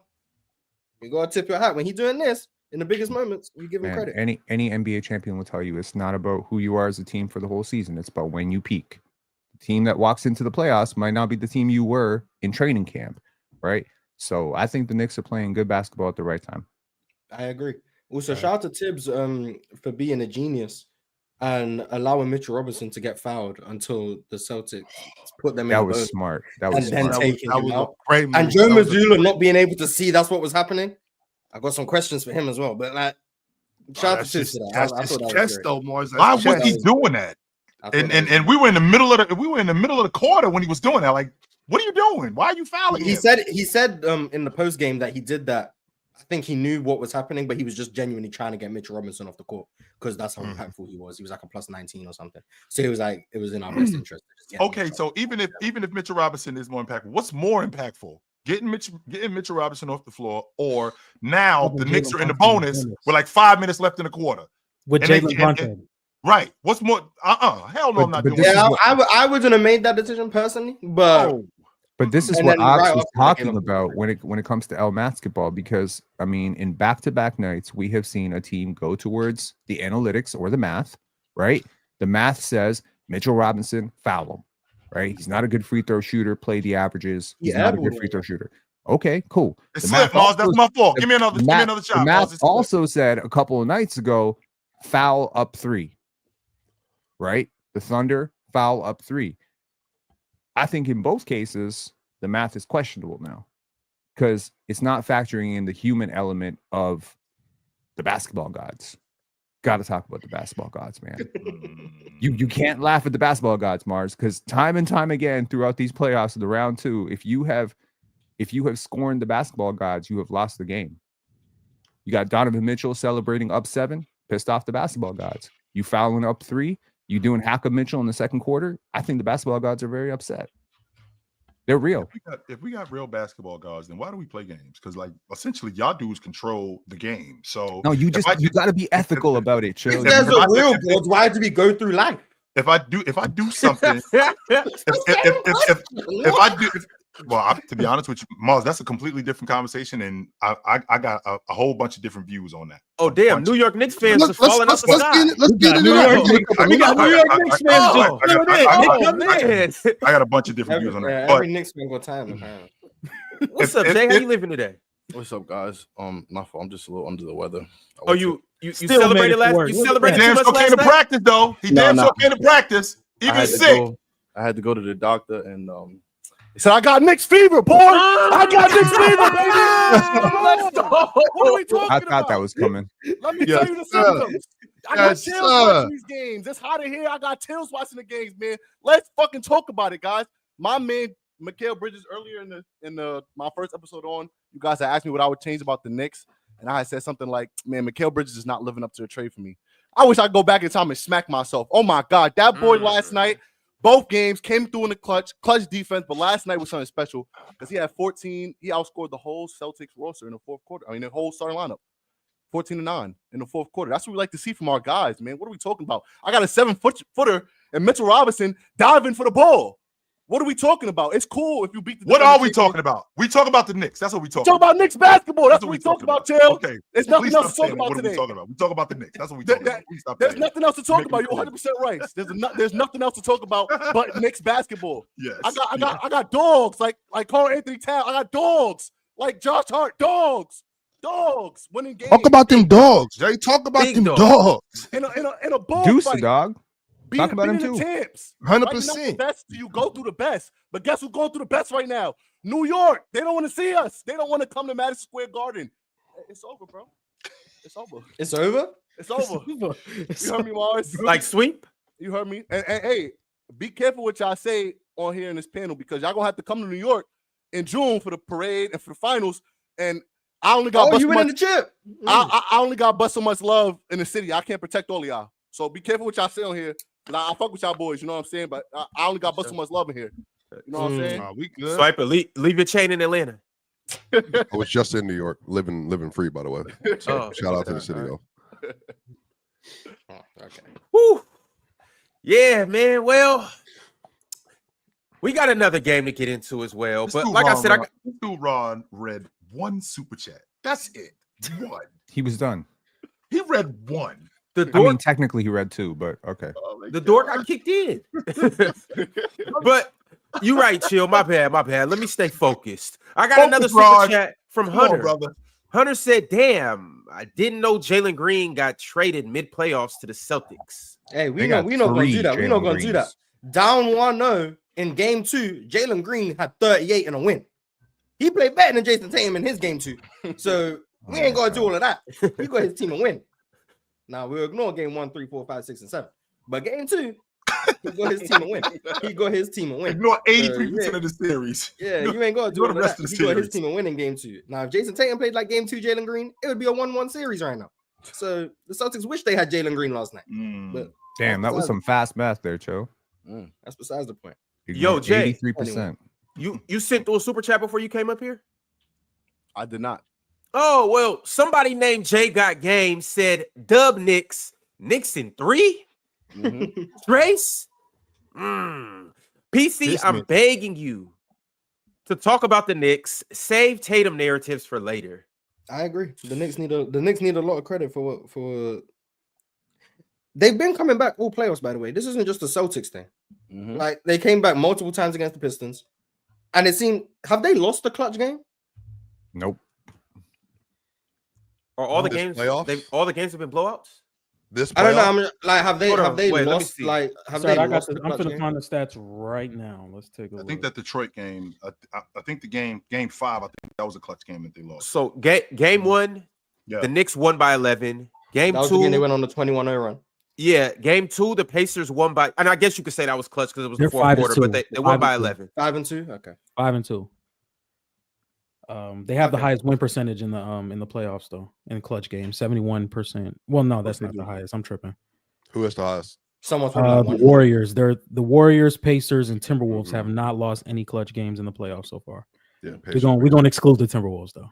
But it's worth noting, like they lost a game against the Pistons where they were down like 13 points and they came back to make it a clutch game, right? So they haven't really. I don't think they've lost any games. They haven't were, lost like, where up they've 15. been up. Yeah, they haven't. Yeah, they weren't like up 15 and then cratered. They haven't done that. They've only lost games where they were up. They were like down double digits and then they failed to complete the comeback. Mm-hmm. The clutch player of the year is playing like the clutch player of the year. Yeah, this is the first time I feel like the award has really like the award has translated to the postseason. I'll say that. Because De'Aaron won it, and De'Aaron had Harrison Barnes shooting, and he had Harrison Barnes shooting his game winners. Steph won it the next year. Steph won it. And then he had Jordan Poole shooting 30-foot logo threes for the game. Then he had last year. No, 23. Who won last year? No, he won it last year. year. He won even in the offs. Yeah, Steph won it. Ain't even make the playoffs. We packed their ass up. Yeah, Steph won it. Ain't even make the playoffs. And then this year, Jalen Brunson won it. He closing these games like crazy, closing these games. He's outscoring the Celtics 14-12 in clutch minutes. Him by himself, solo. I know someone didn't vote for Jalen Brunson for clutch player of the year, but and his team lost by 60, 70. Well, he also had 18 points in the fourth quarter, winning the clutch. So I know Aaron Gordon's made 2 game winners in this postseason, but he wasn't clutch player of the year. Right? Crazy, right? But game winners are the only clutch situation. That's news. You're right. That's true. That's true. I know someone. Someone airballed for the game, and then someone had to save them. Didn't he make the? Never mind. No, have the Knicks come back in every single game? I'm looking through this entire Detroit series. In the Celtics series. He did airball it. That's factual. You saw it. I'm saying, y'all be falling for the bait. I think game 5, Penn. Every time. I want to say game 5. Game 4, they won by 1, and they were down by 7 in the second half. They were down by 9 in the fourth quarter. 73. They make a lot. Damn.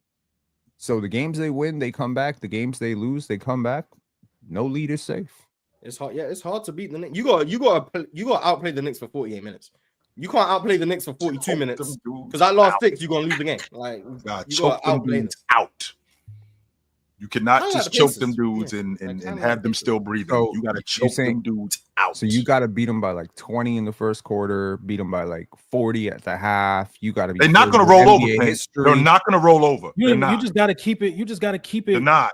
How realistic is it to beat a team by like damn near 50 in a playoff game? You win every quarter by 6. Well, you're telling me there's a team out there that can go and smoke a team by 50? Well, it happened. Oh yeah, I've seen that multiple times. Yes, happened multiple times. I've seen that same team do it multiple times. Yeah, I think the Warriors lost by 40 this year. OKC Thunder? Yeah, I've seen them do that. Yep. The Warriors lost by 40 I've seen them set the record. It's crazy that the day literally that people were trying to tell me that Jokic is actually a really good defender. Here goes Mars. Mars, you also said that, by the way. No, I did not. You also said he's had a good defensive series. Yeah, I said he had a good defensive series. I guess that's all the conversation was. Relative to his standards. That's what I said. I said relative Mars, to his. You don't get the bail on your. Yeah, they also did that with Jaren Jackson and Zach. So everyone can go rewind the footage. What I said was that he had a good defensive series relative to his standards. No. Relative to actual good defense, he was like a 5.5. That's what I said. He was like a 5.5. Swiper, who was that against? And that led to people victory lapping because for 7 games, they won by 40 Jokic was a slightly above average defender. Right in the championship. Right. The Nuggets got blown out game 3, Utah Jazz 2020 in the bubble by like 35 or 40. And then they had the game last year in game 6, they lost by 40 or 50. They were down 50. I mean, this has probably happened every year in the ring except 23, I think. Just every year that they've lost by like 30 or plus at once. The Lakers lost by 34 to the Celtics in '85 in the Memorial Day Massacre. The Lakers lost by 33 in Game 5 to the Pacers in 2000. So it's not unusual to get smoked in the playoffs. It's unusual to get by the most 49 show. Draymond Green has done it twice, to be fair. So it's obviously not that unusual. So it happens. It is unusual. Yeah, Draymond Green. Who else is giving up 87.5? What other team? One other team. It's a tie. Okay, so it's unusual. So it's happened twice in NBA history. It's happened twice in NBA history. Yeah. Quite unusual. If you ask me. Can we start with the silver lining? Can we start with the silver lining for the Denver Nuggets? Go ahead, Pitt. They were up 2-0. Oh, the Jamal Murray flood. Yep. So you cannot call it a wire-to-wire blowout. You can't. Specifically, you can't. They scored first. They struck first. That has to count for something. Let's jump into it, y'all. So the Thunder won by a score of 149 to 106. And well, kind of how the guys have alluded to, it wasn't much of a game. They were up 30 in the first half. I don't know, but it was a great game. I enjoyed it. Yes, I know they had 33 at the half, 87 After the first quarter, it was 87 to 55. 45-21. I'm not gonna lie, I did not watch the second half. I was like, you know what, bro? You missed some real Usman Jang minutes. Damn. I seen Shea set the record for plus minus in the playoff game. 51 plus Oh, yeah. 51. He had like a 93 Very, true very shooting. interesting. That's crazy. Yeah, who would have thought that the MVP can now have the highest plus minus in a playoff game? Shout out. He's stressing. 95 true shooting, I think. He's one of 5 players to have like 30 or 90 plus true Yeah, shooting. he was 11 to 13 and 11 in a playoff game. Interesting. Interesting. He made all only missed 2 shots against the Jokic and good defense.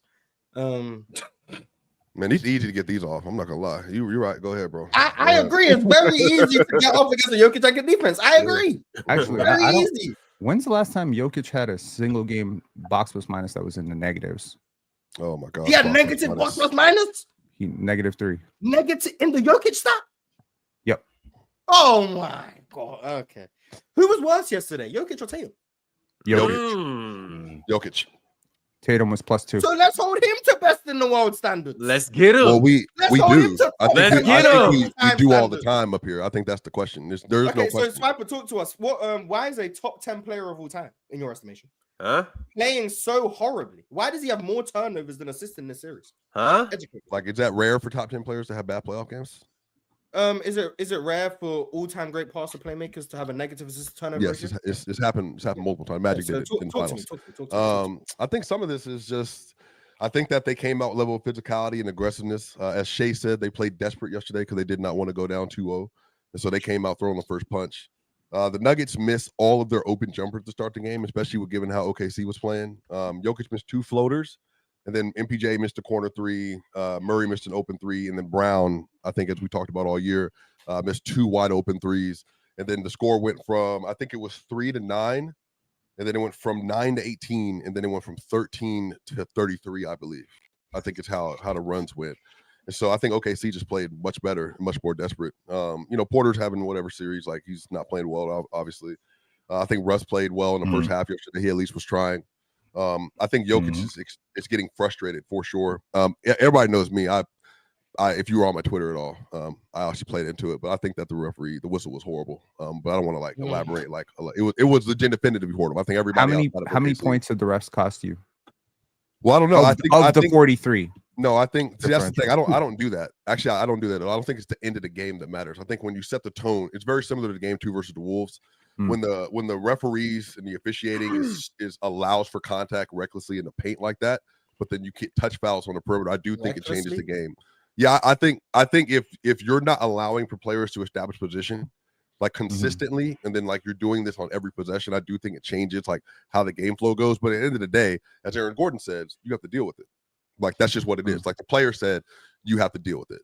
And so I think they came out desperate in game 2. They knew they needed to win game 2. That game that I thought was going to be game 1 happened in game 2. I thought they're going to be about 20 points or more. I said 25, I think, in game 1. They just didn't play well yesterday. And I think they're going to have to come out with a level of intensity in game 3 and a level of physicality in game 3 and with the home crowd. And they're going to have to shoot better. Because right now, the way OKC's defending Joker is they're having basically 5 people with a foot in the paint. And it's basically he's going to have to find ways like he did in game 1. He just had 42 and 22, obviously. So he can do it. But he's going to have to find a way to shoot over the top in particular. I think especially like defensively, the Nuggets found solves in the first game. I think also too, they shot 70%, I think in the first half from the field and like 50% from 3. I think OKC just had like an incredible game. They had a phenomenal game. Denver had maybe their worst possible game. And then you combine those two things plus the physicality. I think that's why the score was so lopsided. Like I said, you get it's 13 to 33. I mean, the Nuggets haven't been down like that in the first quarter, like maybe since I can't remember the last time this happened. But I think OKC deserves credit for how they came out. Go ahead.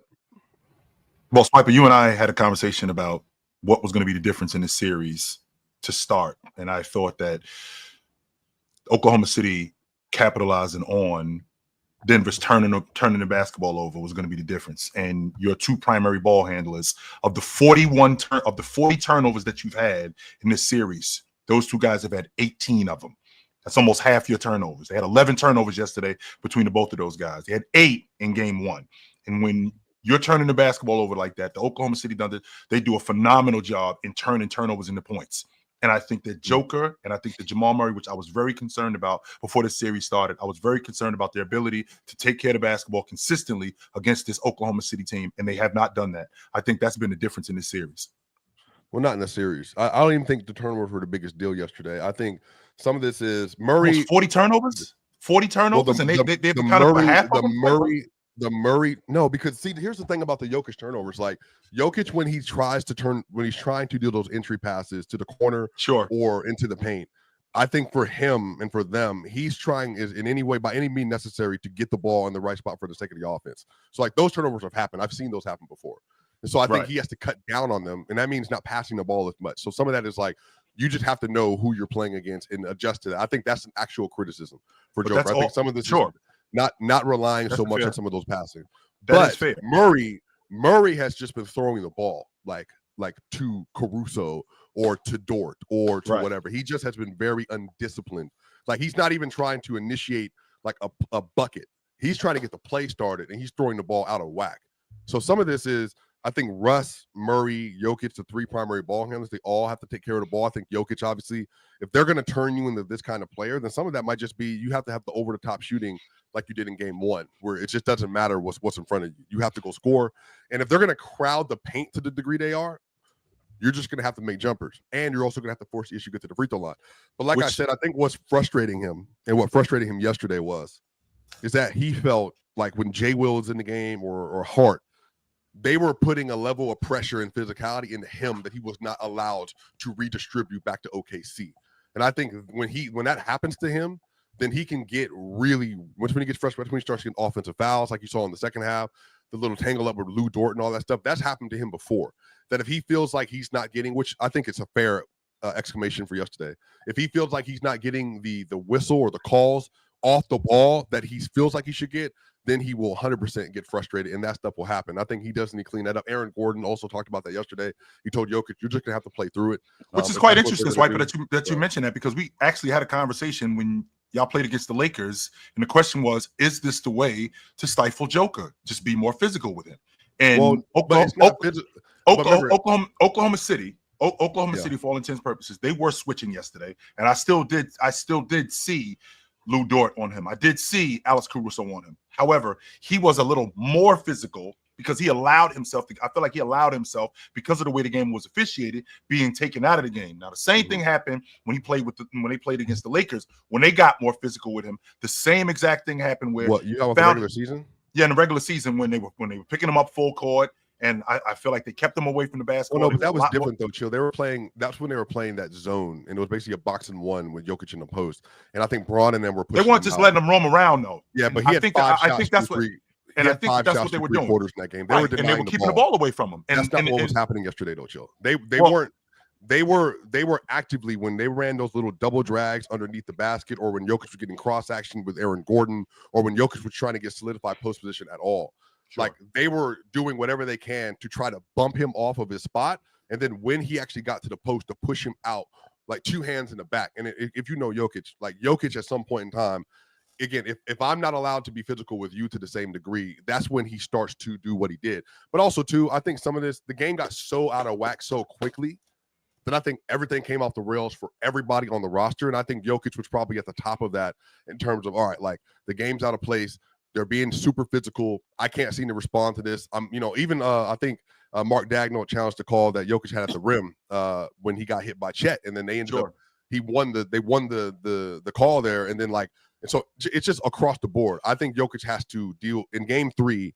I think the mental toughness for the Nuggets is going to be at another place in game 3. I truly believe that if that is the kind of physicality you're going to allow, right, and you're going to go back to Denver with that, I think that it's gonna come out. There's gonna be a level of intensity, and they're probably gonna have to get control of the whistle quickly. I think the whistle's gonna be different. I do think the whistle's gonna be different on your home floor. However, I do think that the Oklahoma City Thunder, because Joker is your primary ball handler and he's the guy who facilitates the offense runs through him. I'm sorry, Jamal Murray is your primary ball handler, and the offense runs through him. The fact that Oklahoma City, when he gets into the paint, because I don't think pushing him off the box is that big of a deal because he gets pushed off the box by other guys, but he's still able to play through that, even with the whistle not going his way. What I saw last night was I saw a lot of show and go from Oklahoma City. I saw when Joker's getting downhill, when guys like Shea or a guy like Lou Dort is showing like he's gonna step up and help on defense, but then get back to his guy. And I thought the same thing happened in the paint with guys like Hartenstein, where they would show and then get back to their guy, which caused steals and cause deflections, because Joker is such a pass heavy big. Joker is not he's more of a pass heavy big than he's a score guy. He passes to create scores, right? For himself in particular. So I do think that the whistle is going to be different in Denver, but I'm not gonna just give Joker leeway on the fact that because it was physical, he's not going to turn the basketball. I don't think that was physical though, Chill. What I'm saying is I think it was overtly. This is me. And this seems to be, there are other people that share this opinion as well. Obviously, like there's some media members, there are some people that obviously Patrick Beverly and all that stuff. I think yesterday it was beyond just physical, because the Nuggets, they are the paint scoring team in the league. They led the NBA in paint points. Aaron Gordon, Jokic, Brown, Russ, they play physical. But I think the issue is the NBA, we talked about this before, the way that you're allowed to, I think, be physical inside the paint is not the same way you're allowed to be physical on the perimeter. And I think because OKC is so perimeter laden, like when SGA was getting touch fouls, just like Jokic got a, for instance, had a shot where he got bumped on it and then missed, but then the next possession, SGA gets bumped on a similar possession and then falls and gets a foul call.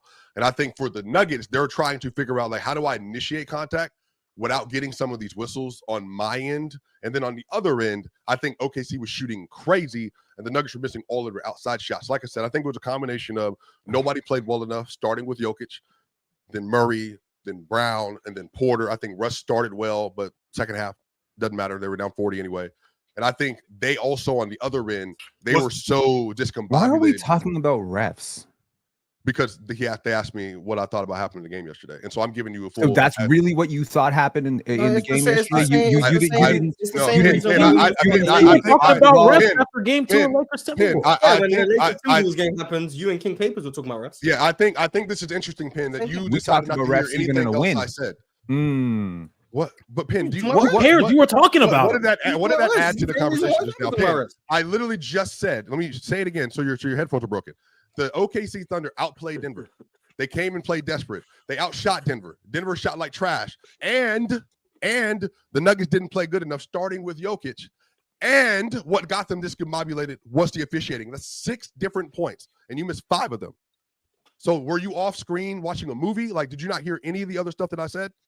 Sure. You better change your energy real fast. There's no changing energy. I have been like this whole time. I feel like I've given you a very, very good. No, I think what you want to do is you want to come up here and you want to say that this entire cascading, chain of events, which led to the Denver Nuggets being on the other end of a potentially 50 to 60 point blowout, was all created because, oh my God, they weren't calling the fouls that were supposed to be called on Jokic, and that's just complete bullshit. Is that what I said, Pen?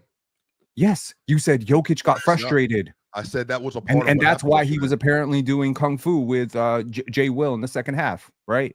Because he got frustrated because they were fouling him and they weren't calling it, and then he got discombobulated. And this is the strategy. Come on, man! Like, you had the Denver Nuggets get out executed from the jump. They got out executed. It felt like they were playing 6-on-5 consistently. You did have a couple of good bench performances that you can't always count on, which is Russell Westbrook and Peyton Watson. Let's not even talk about that. No. Sure. They played well. They played reasonably well. I think there's a talent deficit between this lineup, but you wouldn't know that because you were all up there being, I told you so. I told you so. Don't get yourself hurt. Man, the minute I saw you victory lap after winning game 1, that was you, right? That was you on Twitter, right? That was you, right? So you followed me on Twitter and you didn't like the video? So I thought it was really weird energy for a team that barely won by the hair of their chinny chin chin right so there. Does it matter how much you won that game? And you were victory lapping like you were the better team. You were not the better team. Be humble in victory is what I'm saying, Swiper. Be humble in victory. What is wrong about me expressing how I feel about how they won? Nothing's wrong with that. My question to you, Swiper, is be who you want to be. I'm just saying, when you are the worst team, I don't expect that level of energy. Why? I don't. No, hold on. Let Penn get this point off. Why? Because you barely won that game, bro. You were losing for 47 minutes. In fact, throughout this series, Did they win the game? They did win. Did they win or did so they won? So they won. I was happy about how they won. I enjoyed the win. So you're saying that I cannot, in any circumstance, well, unless they win the series or win the title, don't be happy. Don't express joy. That no, I'm not saying that. Pin, what are you I'm saying you could be happy. You could be happy, and you could be happy in victory without coming off like I told you so. Why? But that's my energy, Pin. You can be your own lame man if you want to be. I'm gonna be that way. That's me. So well, sounds like he doesn't appreciate your smug attitude. That's what it sounds cool. like. That's cool. I don't appreciate how you make it almost impossible to root for this team. That's what it. That's because I'm from Denver, Penn. I'm from Denver. That's your difference. That dude got a New York Knicks city on right now. He's from New York. I'm from Denver. You ain't from where I'm from. We not from the same city, dog. You from Toronto. You glaze Scotty Barnes whenever you can, but you from Toronto. You dead tell us Vince Carter had one of the 50 best seasons ever because you from Toronto. I'm from 303-720-970 Park Hill, 23rd and Holly. I'm from Denver. Grew up in Denver. I'm always going to be Denver. Broncos, from the hill, Nuggets, my whole life. It's never going to change. So you trying to police me because I'm from my city? Can I put my city on my back, on PC, on lockdown, wherever I am? Put on. You not going to police me. I'm responding. What are you doing? Whenever the Raptors win a playoff game, whenever they win a playoff game, you can celebrate however you want. You want to be monotonous? I literally get up here every day and stand with my city. So if you don't want to do that, that's on Christian you. Brown you is unplayable. That's it. That's Michael cool. Porter is unplayable. In game 3, that's the thing. That's the thing, Pin. Get a new believe we fired bit. Coach. Pin. I told you, man. The days of you trying to get licks off my name is not going to happen no more. Come up with your own point. If you don't like the way I celebrate, that's on you. But celebrate your own way. I said that after game 1, and that's cool. But if they lose the series, so guess keep what? the energy. Great job, OKC. Keep the same energy. Don't come up here and start talking about, oh my God, they were fouling Jokic too much. I literally told you 6 reasons, and you listened to one of them, Pin. Because I know your real reason. Okay, now you Jordan. Now you and Jordan are in my brain. I got it. Y'all my conscience. Hey, wait, hold on, Ox. Is this Jamie Foxx? I'm your conscience speaking. Is this what this is? You doing this bit again? I am you don't your know conscience. me, Pin. We've never been in the same room before. I've never seen you in real life. You are not in my brain. If they win again game 3, I'm gonna be just as loud. If they lose again in game 4 or game 3, I'm gonna tell you they earned their win. They did what they did. They outplayed the Denver Nuggets. It's that simple. There's no losing for me. I want them to win this series. I picked them to win the series. If they lose, they lose. It's that simple. I don't even know why we're doing this. So you could have stuck it on basketball. But you mad about a video I put up on Twitter. You mad about a video I put up on Twitter. Hold on. You watching me. You're not just when y'all send me that video on Twitter. I like to see were you putting on for Denver when you picked them to lose in round 1? I thought that the Clippers were the better team, and I gave you an impartial analysis, and then you still didn't like it. So what? There's no winning. I have a problem with your analysis. Either way, I'm going to confuse me with Jordan. A certain audience. And so the fact of the matter is, I literally said OKC outplayed Denver yesterday. They earned a victory. But when this dude, respect to you, comes up here with a New York Knicks jacket on, fronting for his city, Penn shutting up because he ain't got nothing to say. But as soon as I get on here doing the damn same thing, you got something to say. That's weird energy from you. It's weird because I'm celebrating. Come on, Penn. Watch out, bro. That's what I'm saying. All right, just talk about the game, bro. Goodness gracious. Jay, I want to hear your takes from this Nuggets and Thunder game and just the series in general. How you feel about this series? Well, I agree with my man Swipe, but I think that early on you could see Jokic get frustrated when he was getting pushed off of his spots. And I think the physicality did play a huge part in the loss. But I also agree with Penn that the execution for the Thunder was just so much better. Like it was head and shoulders better the way that they were able to get to their spots, and they were just knocking down shots. Like that's what it comes down to at the end of the day. They were just knocking down everything. It felt like they just could not miss. And then turnovers killed them, like Joe said. Also, the turnovers were just egregious. And I think that's the main reason that they lost was the turnovers was just insurmountable. Once we have that many turnovers, it's damn near impossible to win a game. And I know that you guys aren't fans of punting games, but did the Nuggets punt that game last night? I mean, they didn't come out with the energy they needed. No, they just got bent over. That's why. That's what I think, Moss. I think they got stomped. Yeah. I just think I don't Say stomped. I don't think that Okay, I'm sorry. I'm sorry, Ron. So for the viewers, hold on, chill. For the viewers, because Ron wants to make this nasty. No, yeah, I don't. They 100% got bent over. Yes, they did. Now, yes, they 100% got bent over. No dinner, no drinks, no conversation, none of that. Bent right over. Yes, they did, and smashed. That happened. Yes, sir. That 100% happened. 100% happened. And by the way, Ox, they got thrown out too. And I'm not walking you to your car, and I'm not getting you Uber. Get out. Get out. That's what happened last night. I agree.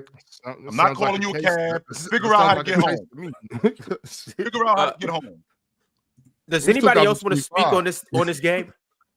John, Ox, Morris? No, I don't. Yeah, I told you. I told you. What'd you tell us, Ben? I told you Jokic was going to have a bad game. I didn't estimate it was going to be this bad. I told you they have an answer for Jokic. I told you this team is better at stopping Jokic than pretty much any team in the league. And I told you that the OKC Thunder are the damn best team.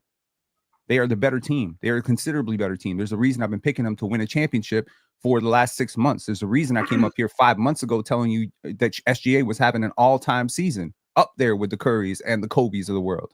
It's time you respect this damn team. So we're not going to do this Kobe and Curry thing again. Everybody's been. We just can't. I feel you, Pin, because you're right. You have been pushing this, but the Kobe Curry thing, I'm not doing that. It's just not at all. Not at all. These playoffs, maybe last night, but the other 4 games, no sir, no so sir. When we start to talk about the all-time greats and we start comparing them to other all-time greats, for example, Penn, at what timeline do you start to look at a guy and go, he is this good, or we should start talking about him? Or he can be that good, because it sounds like you're trying to put him in Bryant conversations now, and I'm not doing that. Been putting him in Bryant conversations for like the last 7 months. Cool. Been trying to do this. Look, unwarranted. Cool. What I'll say is this: he's 26 years old. He's shown me a pattern of getting better. I've been watching this. I've been watching SGA, and I have friends who've watched this kid play.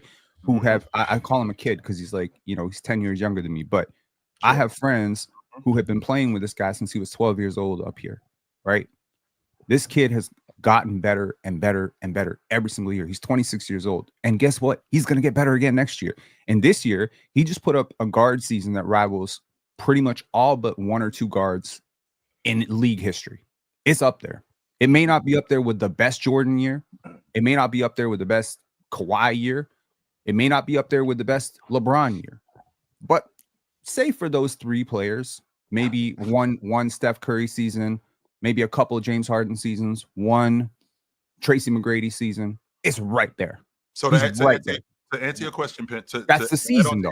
That's the season. Going to ignore that Kawhi was the one who got put next to MJ and LeBron and no one else? Yes, we're going to.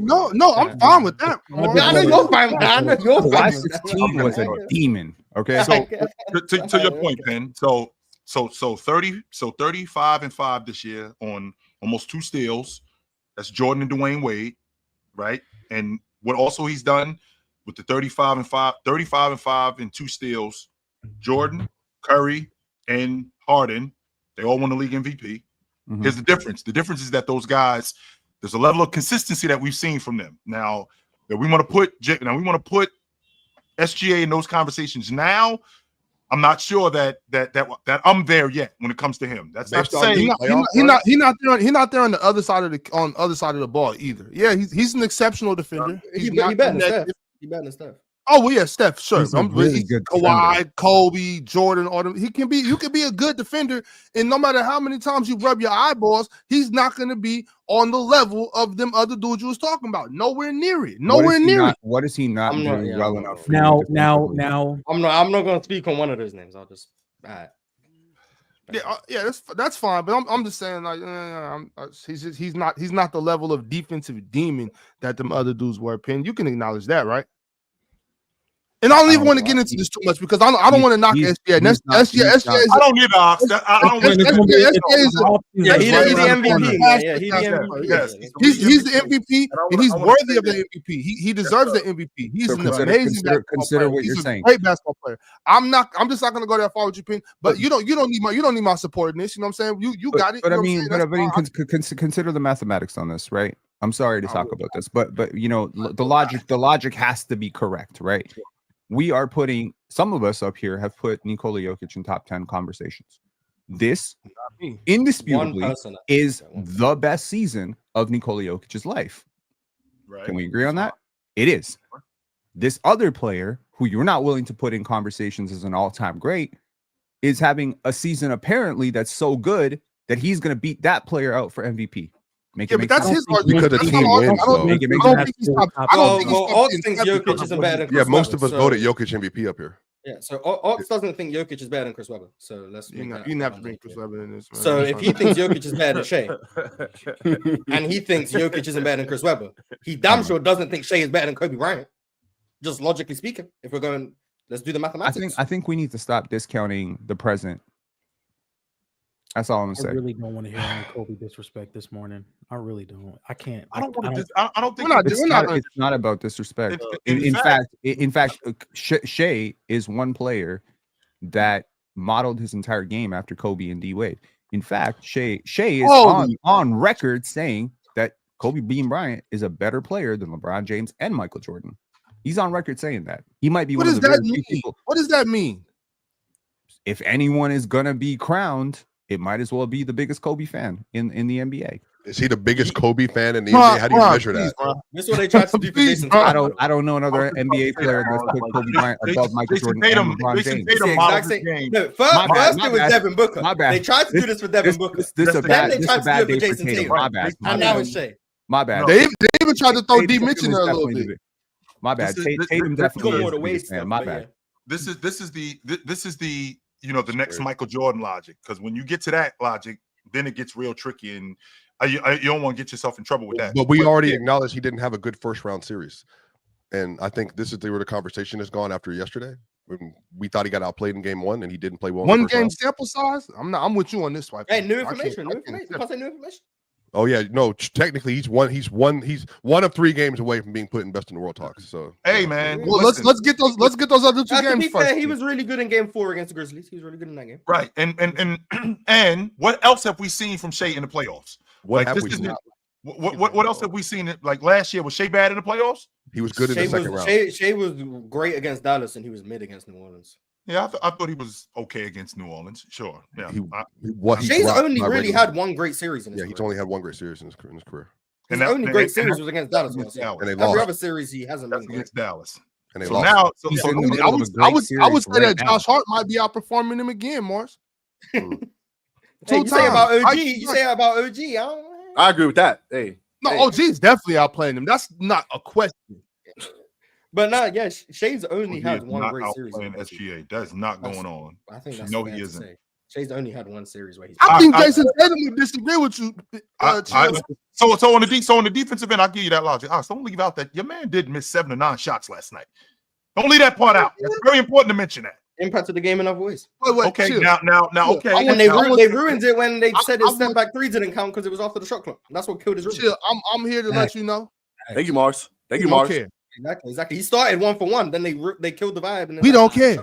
Thank you, Mars. It's a mental game. He really would have been like 10 for 12 for real, but they killed the vibe.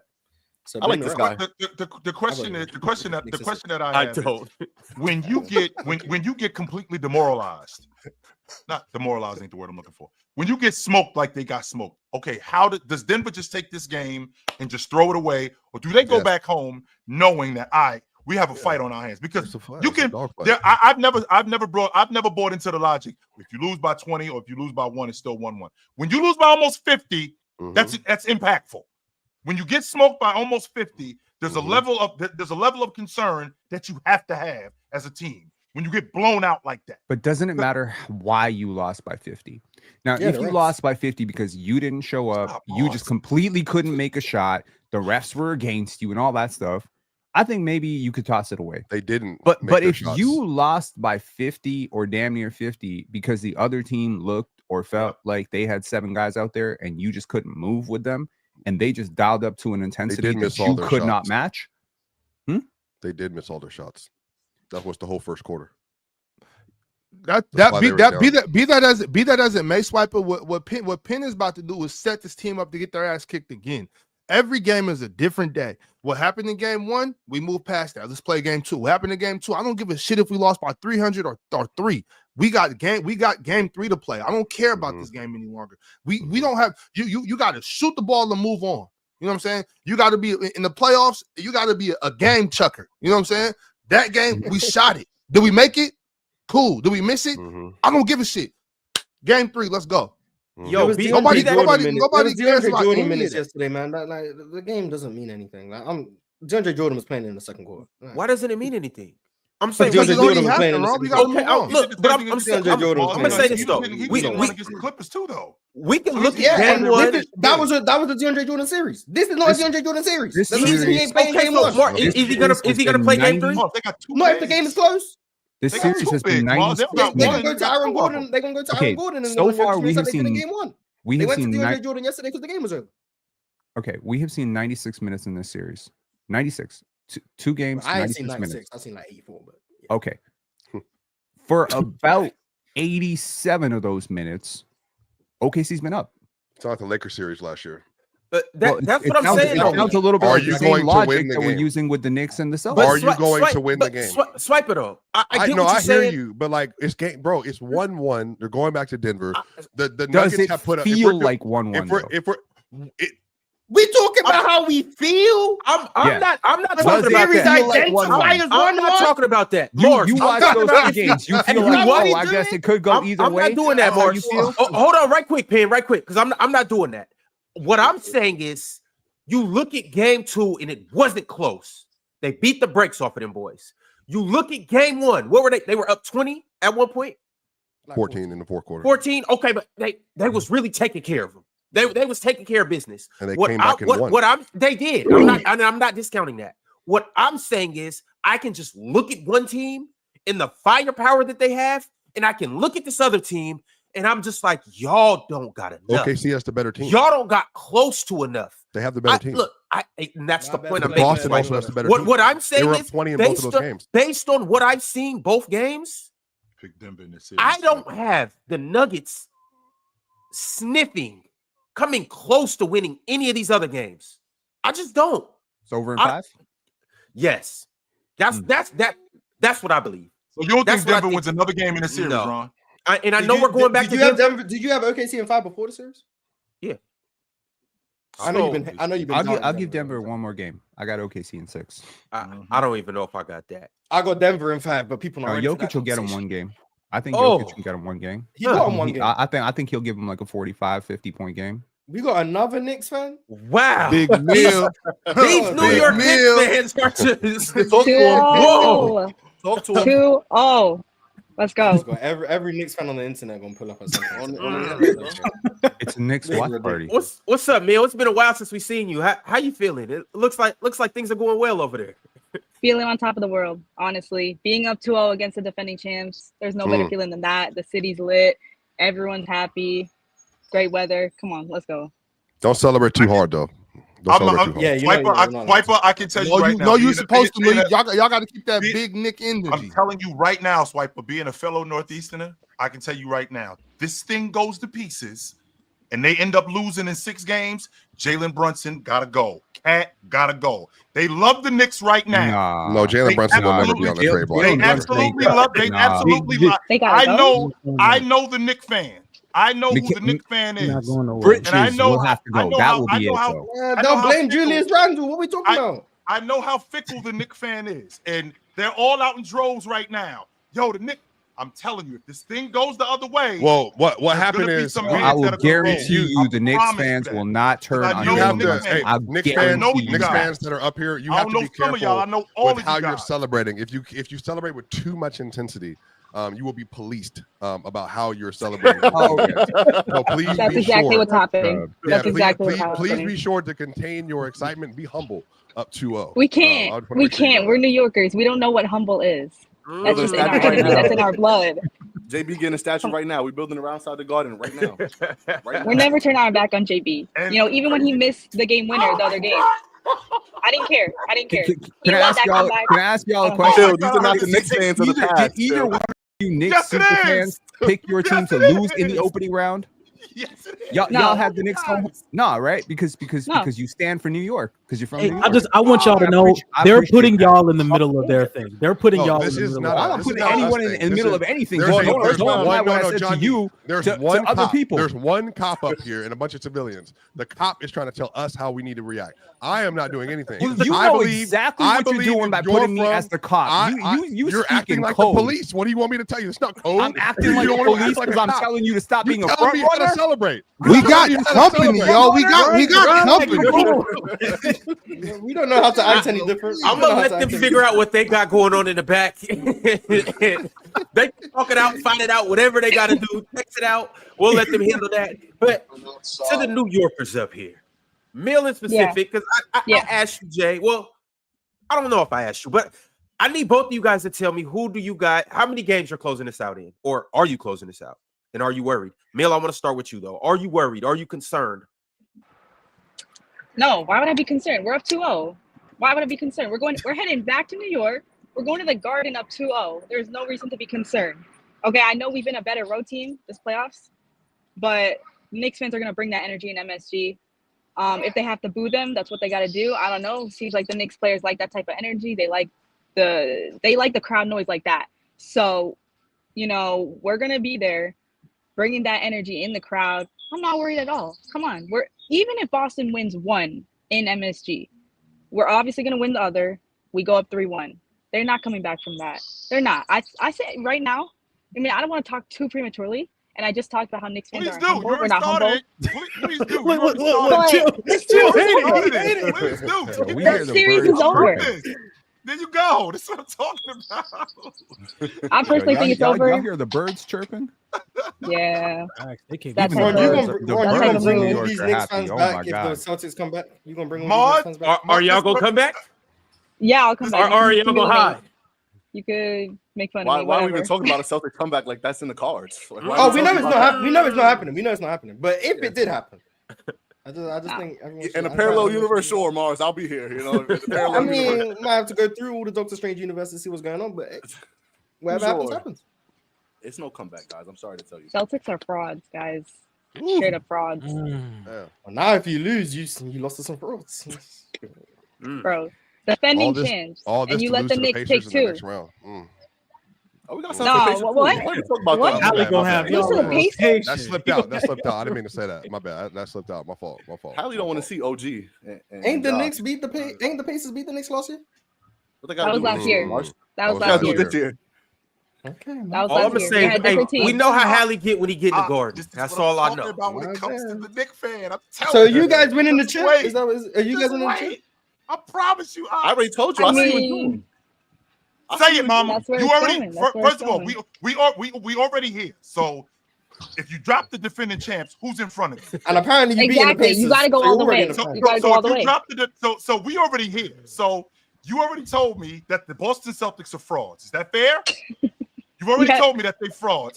You dropped the defending champs. Who's in front of you? It's just us. Okay. It's just you guys. It's fair to say that the Pacers are the worst team left in the playoffs, right? No, the Warriors. Hey, whoa, wait. No Steph. Oh, yeah. Steph. Yeah, no Steph. With the Hemi situation. Yeah. No right. Steph. With the Hemi situation.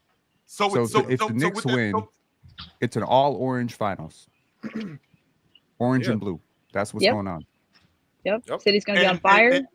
And what's the difference? And I don't think that there's any difference because we throwing out all the other stuff, right? We throwing out all the other stuff. The fact that you guys, this was the first time y'all beat a top 3 seed, a top 2 seed. Y'all haven't done that all year long. It's a great time to do it. There's one wonderful time to do it, Mars. Wonderful. There's no better time than now. Which means that if we are here, 2024-2025 New York Knicks NBA champions. Is that fair? That'll be the first time in your life. 100%. 100%. And I say we're taking it all the way. If we take down Boston, we're taking it all the way. And I won't accept less because they're the defending champs. You take them down, you have that momentum, you have that energy. You got to go all the way to the finals. Just so you know, Mars, I was alive when they did win it. I might not have been. That says a lot. That says a lot. I was alive when they won it. Yes, I was. This man's seen a Knicks championship. No, I didn't see it, but I was alive when they won it. Yes, I was. You seen it. I might have been. I might have been a preemie, but Yeah, I was alive when they did.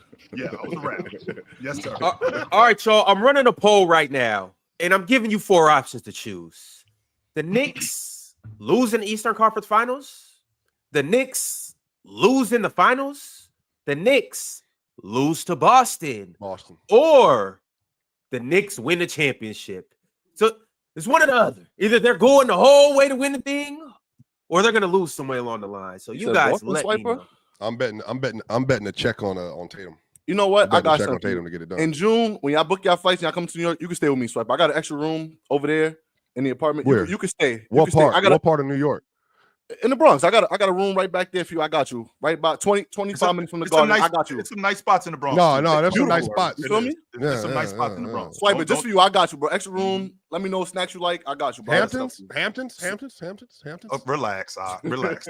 My bad. Calm down. But it's some nice spots in the Bronx, though. Swipe it. If not, my uncle stay in Yonkers. Nice. You could come stay with us. If not, too.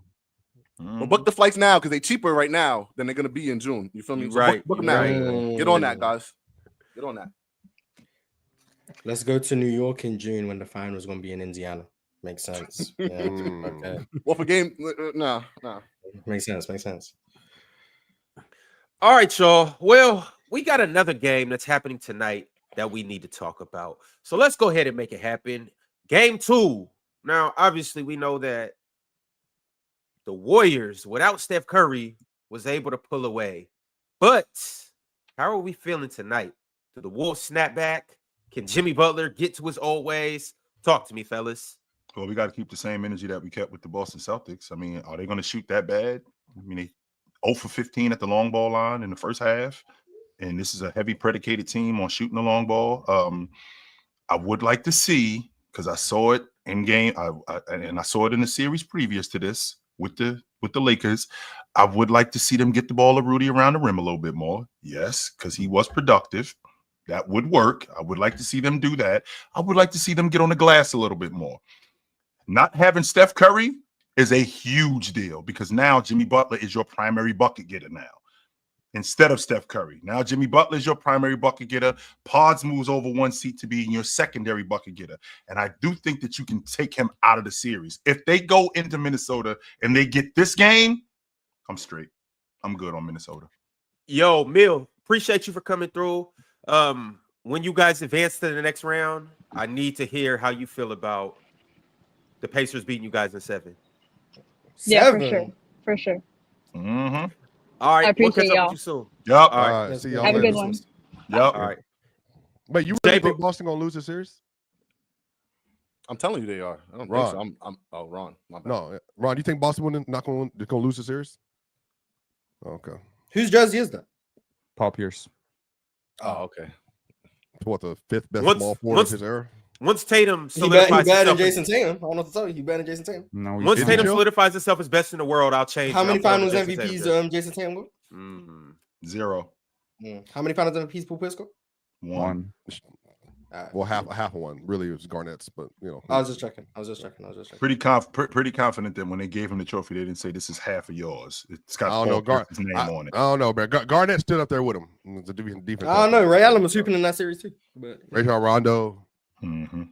Celtics have a few super teams over the years. Are we doing that with Jordan too? Because Jordan said you can have a call. I'll take the trophy. Do what with Jordan?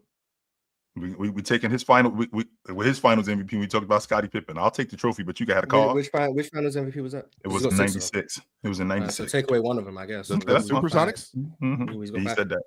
Mm-hmm. Yo, Jay, but before you bounce, I know you not just a Knicks fan. I know it's another team that you like, right? I do love my Warriors, man. Let me tell you something right now.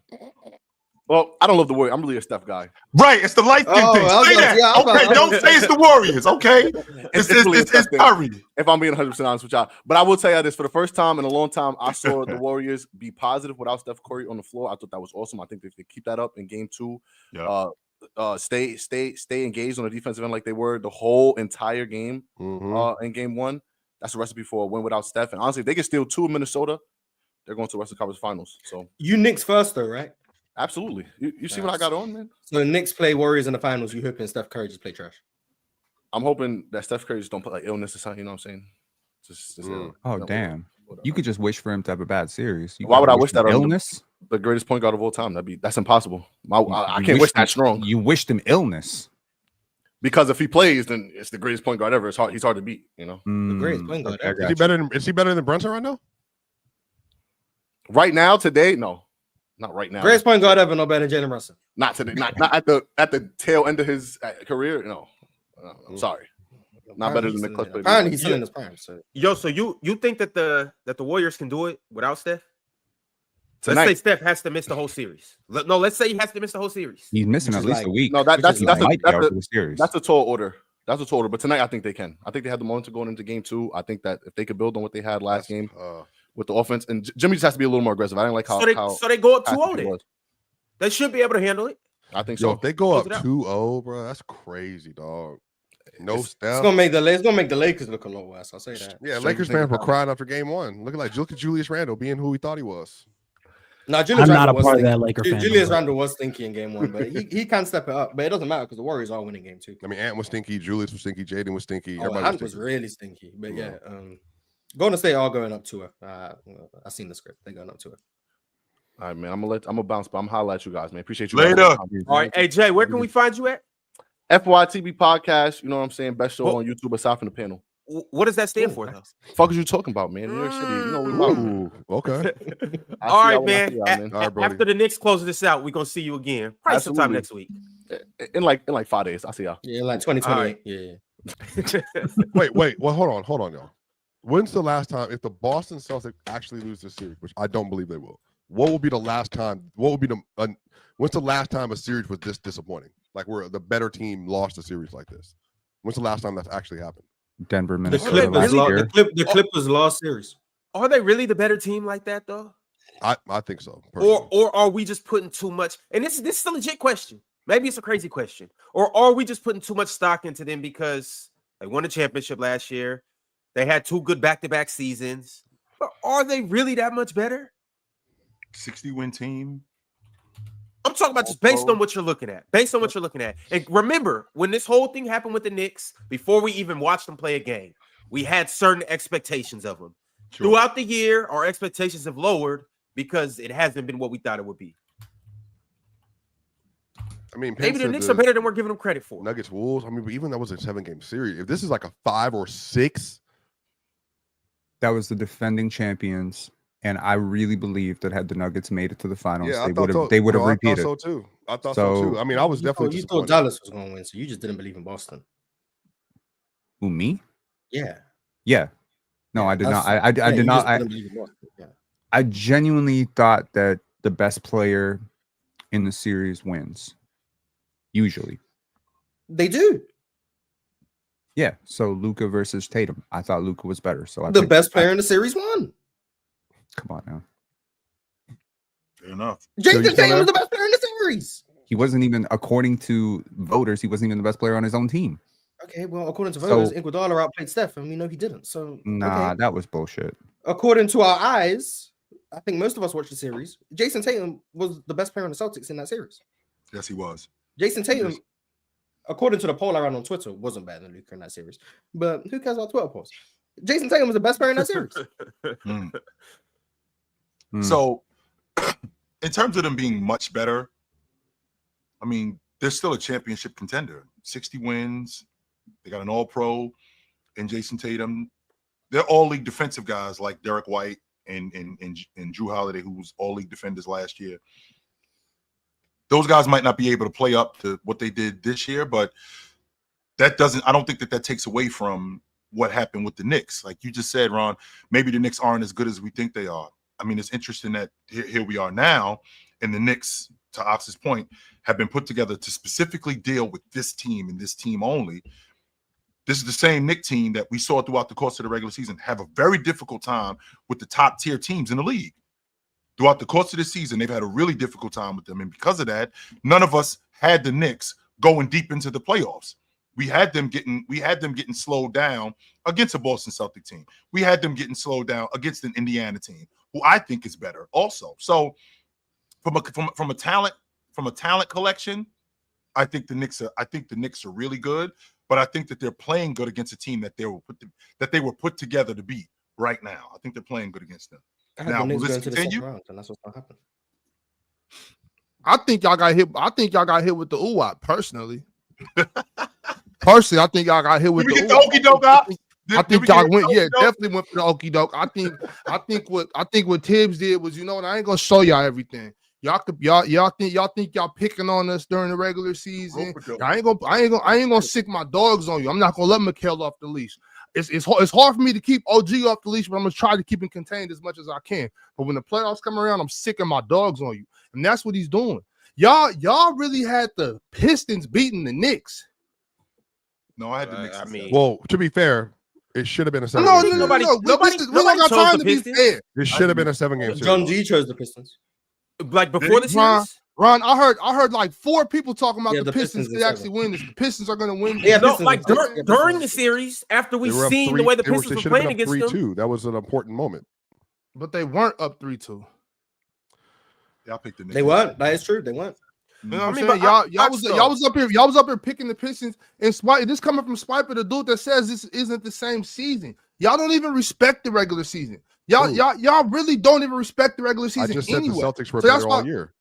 Okay, cool, but you don't respect the regular season. I heard what you just said, but I know you, Swiper. I know you don't do. respect the That's regular why I season. think Boston I should know win that. the I know series. that. I know that most of y'all don't respect the regular season. Y'all was up here talking about the Pistons was finna beat the Knicks. Now y'all want to sit around talking about, oh, this is clearly a better team. The Knicks were constructed for this series. I told y'all this shit 9 months ago. I forget. we I knew don't that, know, though, brother.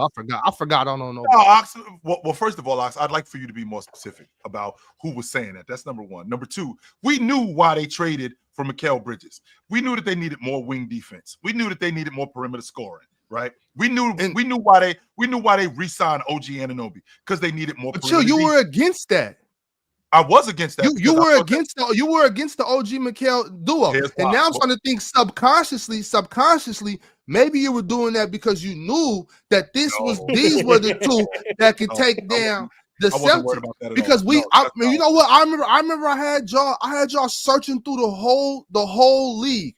Y'all went through all the other 29 teams was trying to figure out which wing defense was better than the Knicks wing defense. After I told y'all this is some of the best wing defense that you're going to see, that you've seen in a long time, and y'all was trying to convince me that Mikal is a poor screen navigator, doesn't chase, OG's hyped or whatever y'all was trying to say. Y'all was trying to do all this. Y'all kept going for over an hour y'all was trying to put Paulo and Franz over them as wing defenders.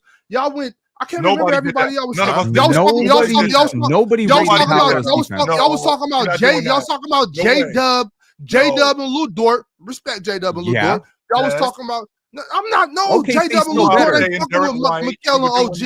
Y'all was talking about defensively. Yes, defensively. We're talking about compared to Jayson to guarding Jayson Tatum in I go. And there was I can't remember everybody that y'all was saying. Man, y'all made a list of like 8 duos that y'all thought were better on defense than OG and Mikal.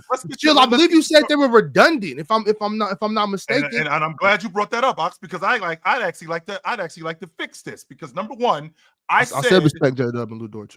Relax. Number one, I said with Mikal Bridges, you got him for cheaper. That's why I wasn't really feeling signing OG Anunoby. It was Penn up here telling me how much better a defender OG Anunoby was as a versatile defender. It was Penn telling me how much better he was in dealing with guys in stretches like Giannis. It was Penn telling me what OG Anunoby was. I was thinking about OG Anunoby because he couldn't stay healthy. And I'm thinking to put him on the books for $40 million, that's going to be a problem. Wait, did you just say that Penn put you on OG?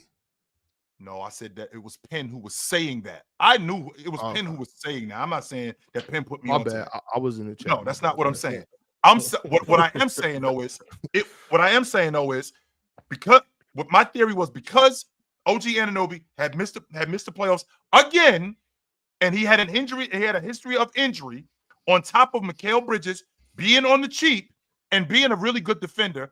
I thought that it was redundant, and I was cool on not not having OG Anunoby, and it was. Do you remember how good the Knicks got last year after they traded for OG? As soon as they sent RJ Barrett to Canada, who I'm a fan of, y'all know I like RJ Barrett a lot. When they were trading him, and I found out they were trading him for OG Anunoby, I was juiced for the Knicks. Remember, after that, Bojan came through. I had the Knicks going all the way last year. But remember how good they got when OG came over there? 15 games over 500. OG's awesome. But the problem was that he couldn't stay healthy, and he had a history of injury, which is why I didn't like the money. That was my issue. And on top of that, as a defender, I thought that you already had a wing defender in Mikal Bridges. It was Penn who was telling me that this is what OG Anunoby is. Not that you didn't tell me about him, Ox, and not that I didn't already know who OG Anunoby was. It was Penn who was hammering home the point. OG Anunoby is this. OG Anunoby is a better defender than you give him credit for. He's a more versatile defender than you give him credit for. That's what Penn told me. Go ahead. However, this Knicks team put together to beat the Celtics didn't fare well. That's why I'm saying to you, Ox, be more specific, because throughout the course of the regular season, they were not good against the upper echelon teams in the league. Right. That's because unlike other people, I pay attention to the regular season. I am a big fan of the regular season. I watch what teams do in the regular season, and I watch the Knicks against the better teams in the Eastern Conference and the Western Conference, and they didn't do well. They didn't do well. So I'm thinking when you get to the playoffs, there's no reason why this won't transfer over, especially against the world champs. That's just because Tibbs ain't give it all to y'all. Now he going deep. Fellas, we're going to go ahead and get into these super chats. There's a lot of them, and the people have spoken. Also, salute to everybody that's in here. It's almost 4,000 people in here, so let's get up to 4,000 likes. Also, turn on your notification bells, because we got some special things coming this playoffs, and you just quite frankly don't want to miss it. Also, y'all know every Friday we be on Playback, watching the games and all of that good stuff. Well, tomorrow there happens to be 2 games. We got the Cavs versus the Pacers. We're gonna be there for that game, right? Chill, right? Mars, right? Penn. And then after that, we got another game, the Thunder and the Nuggets. And, I know I'm going to stay for the second game. I know Ox is going to stay for the second game, but I know I can guarantee one person is not going to be there. There you go. I ain't going to be there. Yeah. So we'll just be up there cooking the Nuggets for Swiper. But y'all be sure to pull up tomorrow on Playback. It's going to be a good grand time, and I hope to see you guys there. All right, let's go ahead and get into it. Our first super chat is from Masinko. Masinko said, Chilltown, they're going to give you hell today. Laughing my ass off. It's a great day whenever Boston loses. That Mitchell Robinson free throw was the worst air ball I've seen from a pro at the line. Mars, the ball slipped out my hand. Give me the ball back, Mars. Mars, give me the ball. It was quite the ball bad. slipped. The ball slipped. Give me the ball back. My fault. He go to granny free throws, man. He go to granny free throws, man. They don't miss. Mars, that was the craziest thing I ever seen. Like, because I was just not expecting the air ball. I damn near had looked. I think my son came in. I was distracted. I looked back at the TV, and all I seen was a scud missile, just straight. I was like, lost it, man. I lost it. It slipped, Doc. Give me the ball back. My fault. It was like, wait. What are you doing, B? Skip Payless said, I'm getting gray hairs like Chill, watching my Celtics blow back-to-back 20-point games.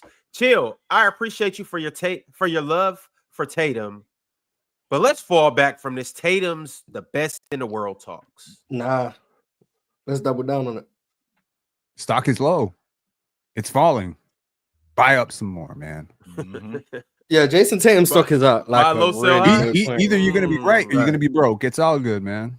Yo, Pin, really, since we all know how good Jayson Tatum really is at basketball, like right now is the time to double down, chill, cop some more. You know what I'm saying? The law of average is gonna hit when he shoot 31% from 3. Woo! Woo! Look out! All he got to do is stay alive, and he can do it. But for real, like when if people have He time, might not be alive go back and really watch that final play. Go break it down second by second and just really watch how it all went so wrong in like 3 seconds, right? You get the switch. You wanted OG switched off. You get it. You get Mitchell Robinson on you in space. This is a matchup that your coach wants for you. And you lose the handle and you get yourself trapped. And it's just like it all happened in like 3 seconds. But the thing I'm saying about OG, the thing that you discover is that defense works on a string. It always works on a string. So in order to unlock OG, you need Mitchell Robinson. I've always felt like that combination.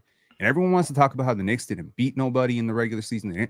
It took this Celtics team to overtime in the regular season and lost by 2 with Mitchell Robinson. They beat the Memphis Grizzlies with Mitchell Robinson.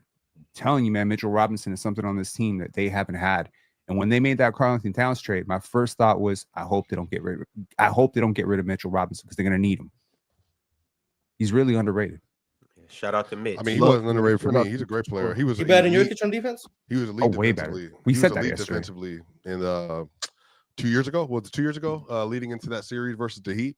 He was the best pick and roll big in the playoffs that year as well. Like, he's just his ability to even poke the ball away. Like, he swiped the ball twice on Tatum, which made Tatum sort of lose his handle a little bit. Just his active hands using his 7'5", 7'6" wingspan up there. It's very impressive. He is shooting 27% from the free throw line. Yeah, I got you. How much? 27%. No one said he was perfect. Mars, it could be worse. It always could. I think that might be the worst ever, but sure, it could be. Saying like it could technically be worse. Use the same Tatum logic. What about next series? What about next series when he shoots 40? He's actually shooting better in this series than he did against the Pistons. So he's improving. 26.7 against the Pistons, 27.3 against the Celtics. By the time he gets to the finals, he'd be shooting 45%. Exactly. By the time we get to the finals, 45%. 28.9. I was curious though why Tatum drove to the corner when there were 3 players over there. Well, he ain't tried to go that wide. He lost that way. He lost the handle too. Well, I know, but I'm saying, but like in a face-up, the reason you're doing a face-up is so that you can see where the double comes from if they double, and then you can get multiple shots off or drive. And he drove like he should have, like, if anything, take it back out and then reset. But then you go left corner, and then it's Mikal and it's OG and it's Mitchell, and it's just like there's too many hands. I thought he was going to pull up. So, the moment he went to the baseline, here's the correction. Al Horford in the paint allows OG to double because Horford is right there, and Tatum doesn't throw the pass to Horford. So if at the moment that Tatum drives, Horford lifts and goes up because he's a spacing big, and the whole point of having him on the court, at least one of them, is that he can go. I think in that moment, either Jaylen Brown or Al Horford have to get to the top above the break in order to provide a little bit more space, because you have Jaylen Brown in the corner. Mikal Bridges is willing to abandon Jaylen Brown in order to triple team on Jayson Tatum. And then you have OG, who's basically able to guard 2 defenders because the spacing is off between Horford and Tatum. So I think that's the problem. And you got Derek White kind of sitting in the dunker spot, which allows Josh Hart to kind of sit in the gap a little bit too.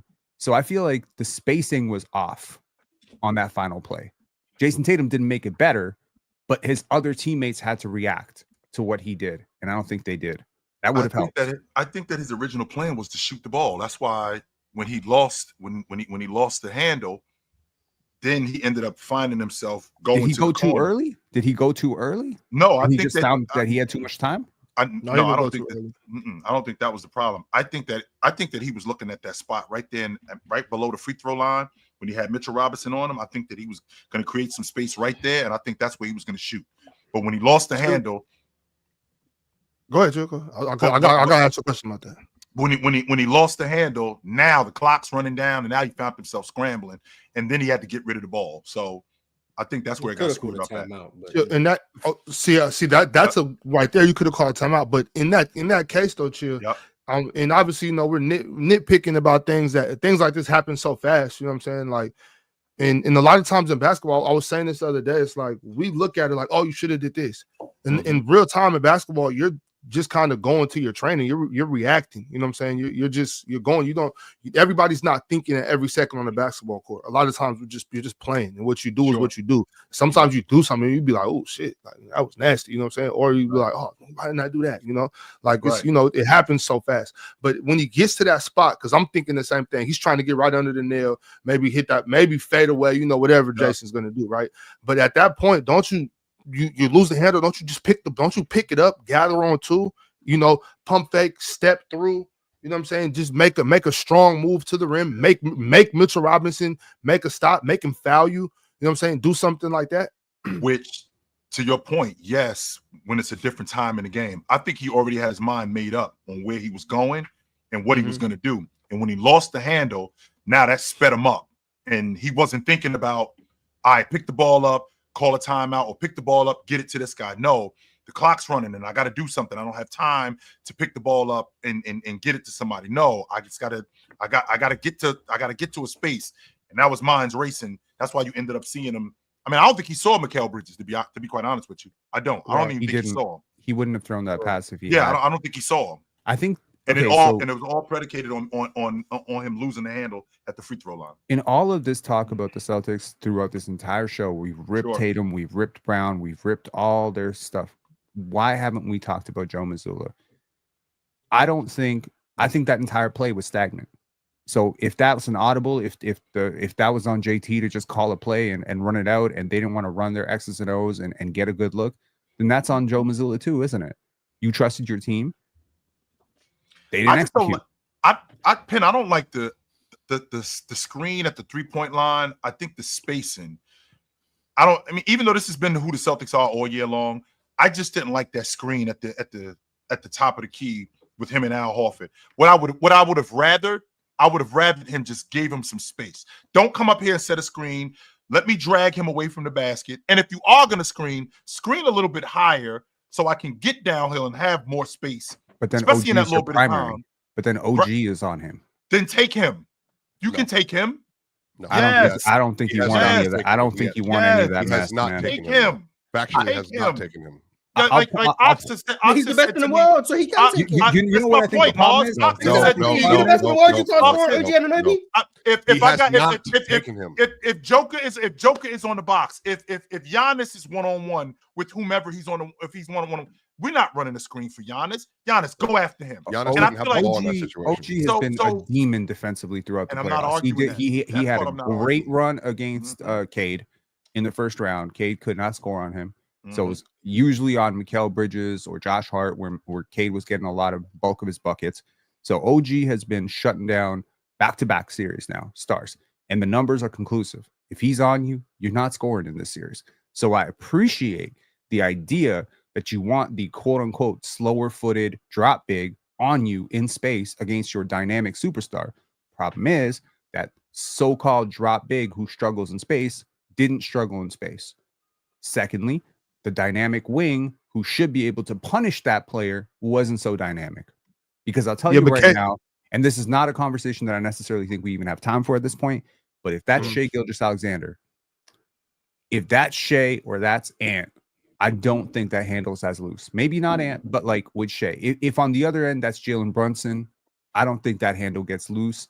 And I think you're able to manipulate much better in space. You should be able to manipulate better. I think that's what I'm saying is, to not to be too long-winded about it, is they probably thought that was a much better matchup for them than it actually was. I think at this level of basketball, don't you count on your elite offensive player being able to get a good shot against an elite defensive player?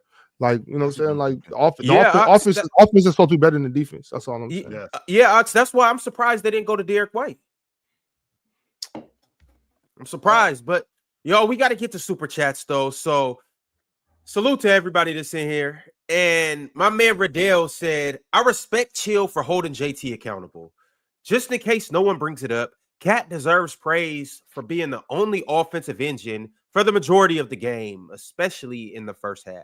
I mean, we did talk about the Knicks defensively. I mean, we did talk about Boston defense. I thought Drew Holiday did a great job on Jalen Brunson. I did.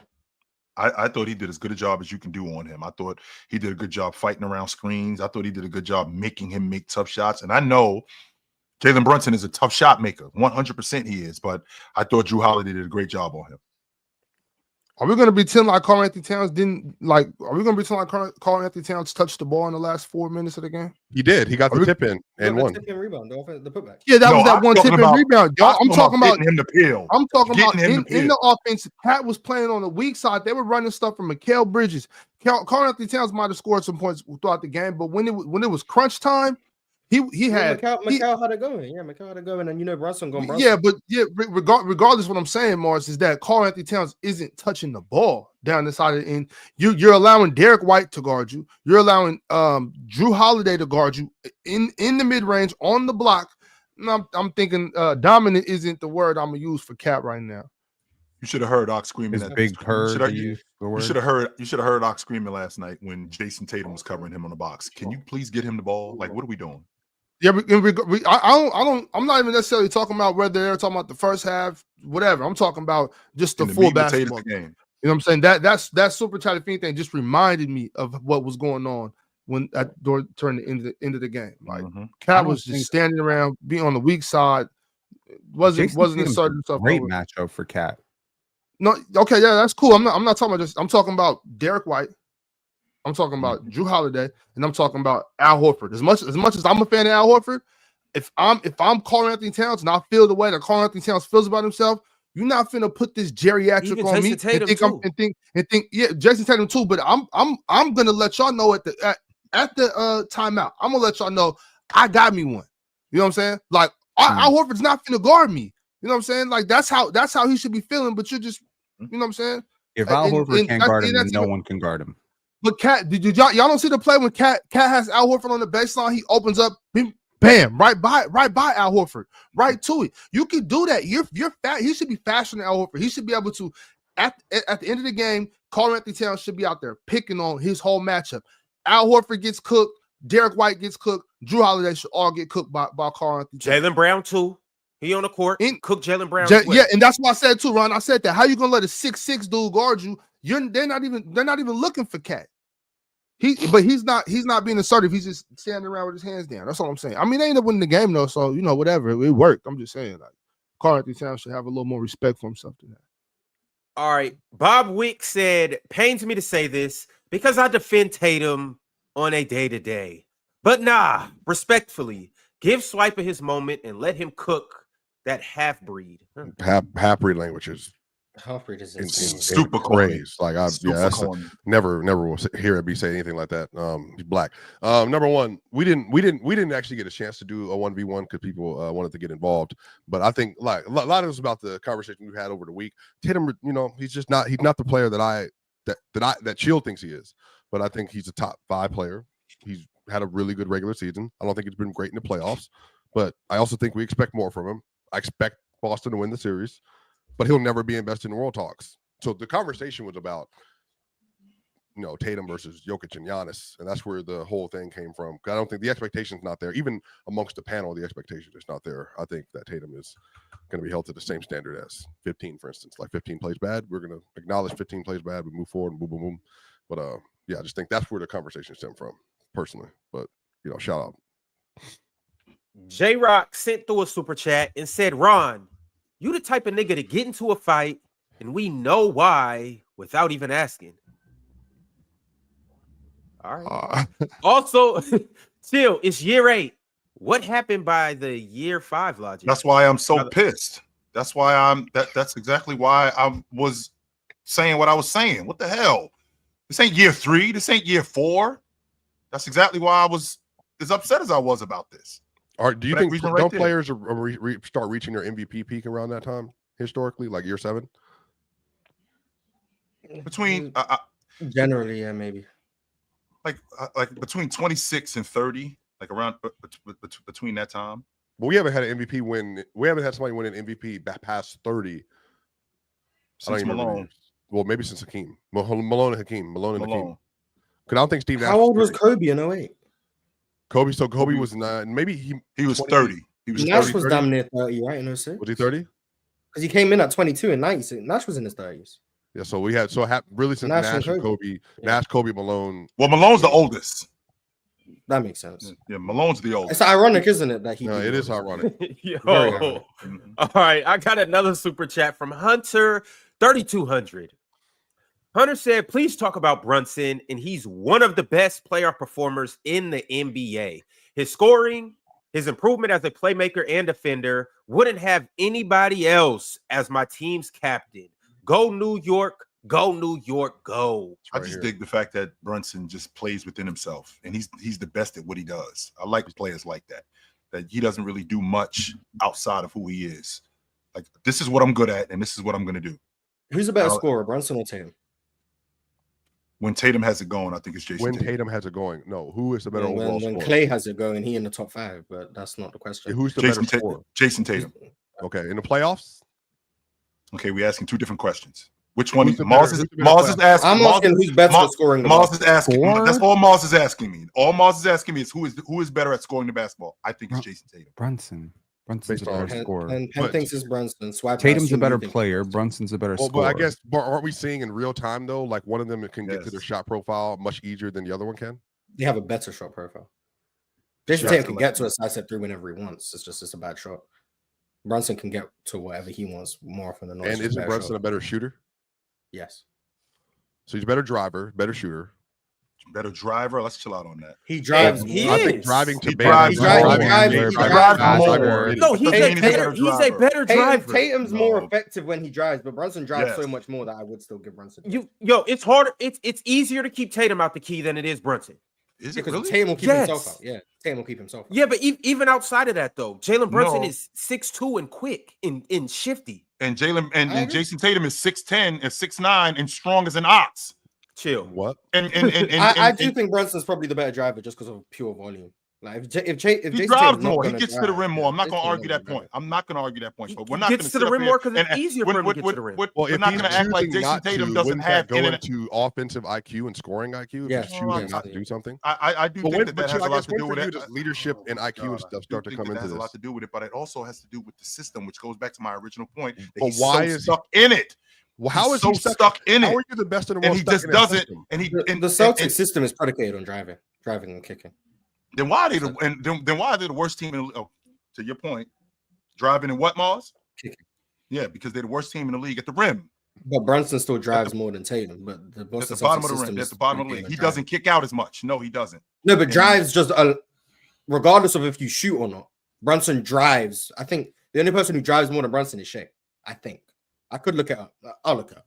The only person who drives more than Brunson is Shea. So even though Boston's system, and you said Jayson Tatum's a product of the system, not product. Jayson Tatum plays within the system. Plays within the system.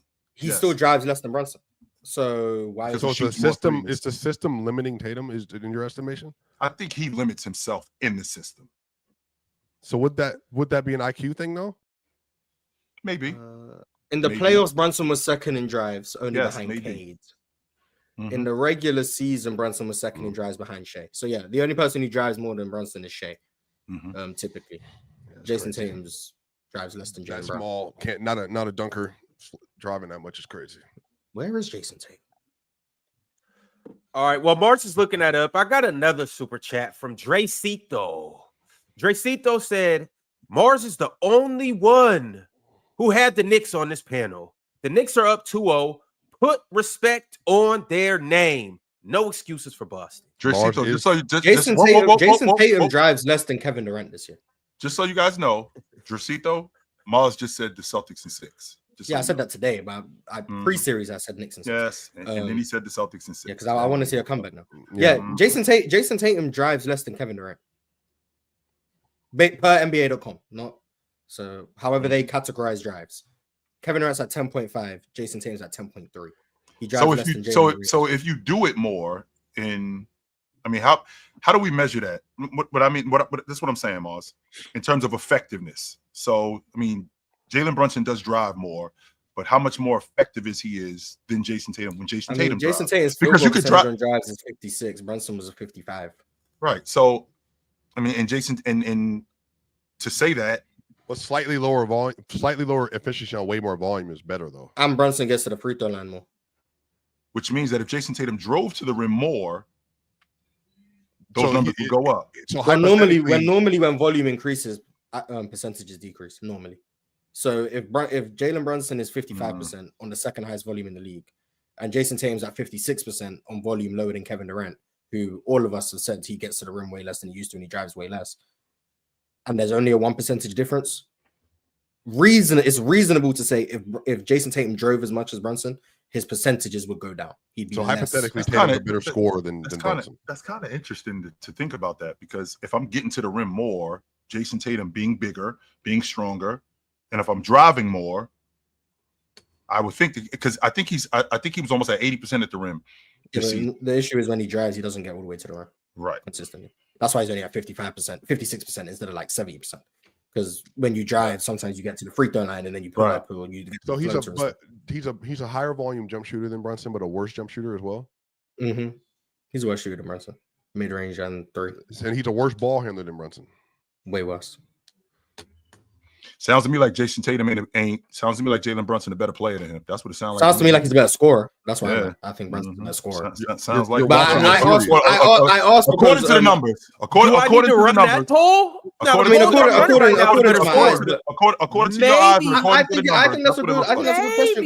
Yeah. According to the numbers. On my excellent podcast, we did the top 10 scorers in the NBA, and I had Jayson Tatum at 10, and I thought that was fair. I was like, I got Jayson Tatum at 10, I had Brunson at 9. As a bucket getter. Yeah, purely just scoring the basketball. Not who's the best players in the world. Sure. I had Jayson Tatum at 10. I had Brunson at 9.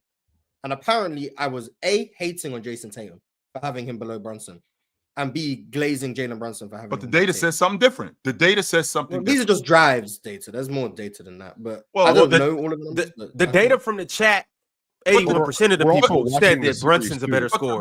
But the drives data, you would think that, like, to your point, Mars, if I'm doing something more, then my efficiency would go down. But my likelihood of scoring at the rim, if I drove to the rim more, Jayson Tatum, you would think that if I'm driving to the rim, I'm driving to the rim. But why does Tatum get to exist in those hypotheticals though? Like, I think everyone thinks Jayson Tatum is better at the rim than Jalen Brunson, right? Like, just once he's there, he's better at finishing. I think everyone agrees with that. But Brunson gets there more and is trying to get there more. So that's what's more valuable.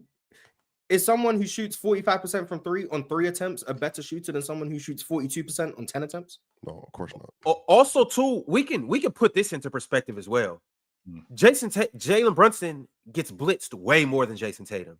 I'm assuming he sees more doubles. I'm assuming he sees. Yes, look at the team he's on. Yeah, he's on a team. He's on a team. I would say he's more blitzes. He's because of his size. Like, it just makes more sense. Jayson Tatum also gets blitzed now. Not like Jalen Brunson. Way more. When I'm the clear number one option, I have the ball in my hands. I'm asked to do everything for this team offensively. But I want to answer. I want to answer Moses' question. I want to answer Moses' question too. 45 versus 42 thing. This part, if I'm a better shooter than you, I'm still shoot better than you. You might score more from there than me. You might make more than me. You might shoot more than me. But I'm still a better shooter than you. So obviously there's more context to it, but we have to go blind. Right. If I go 3 for 10, if I go 4 for 10 and you go 6 for 20, you know what I'm saying? Yeah, you made more. Yeah, but you're shooting a lower percentage, like substantially. 6 for 20. No, I'm 30%. That's 30%. Yeah. I'm shooting 40%. Yeah, but my one was 45 and 42%. Okay. So still 42 for whatever. It's higher. I'm still a better, more accurate shooter than you. Right. But there's more accurate. There's more accurate and better. Yeah. It doesn't mean But then Steve Kerr is a better shooter than Steph. Aaron, I'll say Aaron Gordon. Yeah. But like, is that something you're willing to stand on just to say that a better, more accurate? Because there's way more to it than that. Yes, well, depending on see that if we actually put it to a player, to a person, then it's kind of depending. It's a case by case basis, but I do think accuracy is better. I think accuracy is better. Like, I'm more accurate than you. I'm more accurate than you. I'm better at doing this. Like, more than likely, if we shoot the same amount or do it the same amount of times, I'm gonna be more. I'm gonna make more than you are. But the fact that you might shoot more than me means yours may be more impactful. It may mean more, and it may actually lead to winning more. You know what I'm saying? So that's where we disagree. I don't think percentages maybe I'm looking at the human aspect of it. I don't think if player A shoots 2 for 5 from 3, which is 40%, and player B shoots 4 for 10. 4 for 10. We'll say 4 for 10. So it's the exact same percentage. Sure. I don't look at that and say if player A also shot 10 threes, he would also make 4. I don't look at it that way. I don't think the percentages scale up like that. I don't think if Ray Allen shoots 40% in 2000s and shoots 7 threes a game, I don't then say, well, if he shot 13 threes a game, he would still shoot 40%. Sure. I don't think it goes. I got you. So that's what that makes sense, and that's a good way to think about it. I actually believe I see it the same way. All I'm saying is that's the difference from when we talk just numbers and put put these numbers to a person. When when what we was just doing right there, what I said, that's just L basketball. You know what I'm saying? But when you make it you put the human element into it, yeah, I'm with you on that. I just also think that I also really quickly, Ron, I also think that we're comparing apples and oranges. So to your point, Mars, when you're talking about driving, well, this is a much less difficult shot when I'm getting to the rim as opposed to when I'm shooting the long ball, whether I'm contested or whether it's a catch and shoot. It's definitely a much more difficult shot. So if I'm getting to the rim more, my percentage shouldn't go down because I'm taking an easier shot. Well, the more you drive, the more the defense will react to you driving. So if Jayson Tatum drives 10 times a game, which he does now, a lot of his drives come where he has straight lines to the rim. But if he drove 20 times a game, defenses would react to the point, especially if he's trying to score on these drives, not driving kick stuff. He's trying to score on these drives, the defense will react to a point where he's not having to finish in the crowd. So he's driving way more, he's shooting way more, but the percentages go down because the shots become more difficult the more you take them, because defenses react to you as such. Steph Curry shooting 5 threes a game as a rookie, the reason his percentages have gone down as his career's gone on is because the defensive attention has gone up. Steph's got better as a shooter as his career's gone on, but his percentages are going down because the attention he's garnering on these attempts is more than it was as a rookie and second-year player. I think the best he ever shot was like 45% in like 2016, notwithstanding. Like it's like 2013 or 2011 where he shot like 45%. It's because he didn't have the same attention on those shots and his volume was lower. I think that's what would happen with a guy like Jayson Tatum. If he drove more, the percentage would go down because the attention would go up. It's the law of diminishing returns. That's what it's called in the world of intelligence. Yeah. There you go. All right, y'all. Classic sent through a super chat and said, we don't need Porzingis. We built a 20-point lead with Luke Kornet. He's a threat in the pick and roll and can also slow down Cat. Kornet is the X factor and solution to get Tatum to play better. Celtics in 6. I like Kornet. Kornet's I do nice. too. I don't know what Celtics fans think of him, but like every time I watch the Celtics play, I think he's impactful. So he is impactful, but yeah, I like Kornet. Respectfully, KP clears. Not the KP they're playing right now. No, he's playing stinky. KP played fine yesterday. Have you seen him in the postseason? Yeah, yesterday was the postseason. Yeah, I'm talking about the postseason, not last night. The postseason. He's been stinky. Well, new information, Mars. You got it. My fault. That's on me. This is all that matters. What's happened in the last 24 hours, that's all that matters. Everything before that, flush it. Doesn't care. Don't care. I'm with you. All right, y'all. Hunter sent through a super chat and said, if Boston, OKC, and Cleveland go out in this round, who do y'all think will have the best shot at winning it all? You just said the Knicks. Well, I got Indiana beating New York. Even though I got Indiana. I think Indiana better than them anyway, too. But I mean, the consensus would be the Knicks because they dropped the world champ. So first time since 2000. They've been in the finals more recently than the Knicks by 1 year. OKC ain't going out. Yeah, I don't think they are. I got OKC going out real quick, but you know, that's what it is. Nuggets Pacers finals, y'all. Let's get ready for it. DSG Piccolo said, I mean, to be fair, they were up 20 with Tatum being Basura. Yeah. So they can still win, and he plays like shit. But then he'd win and still be what people thinks. Doesn't need to be great for his team to win. We'll see. That's where I'm at. I think Chill said Tatum needs to be great for them to win, not because he needs to be great for them to win, but because that would, in your minds, prove you right that Jayson Tatum is more important than other people give him credit for. I don't think. I respect that Chill comes up here and supports Tatum because I feel like he's one of the more like polarizing players. Like you look at what happened last year. This dude won an NBA championship and he won a gold medal.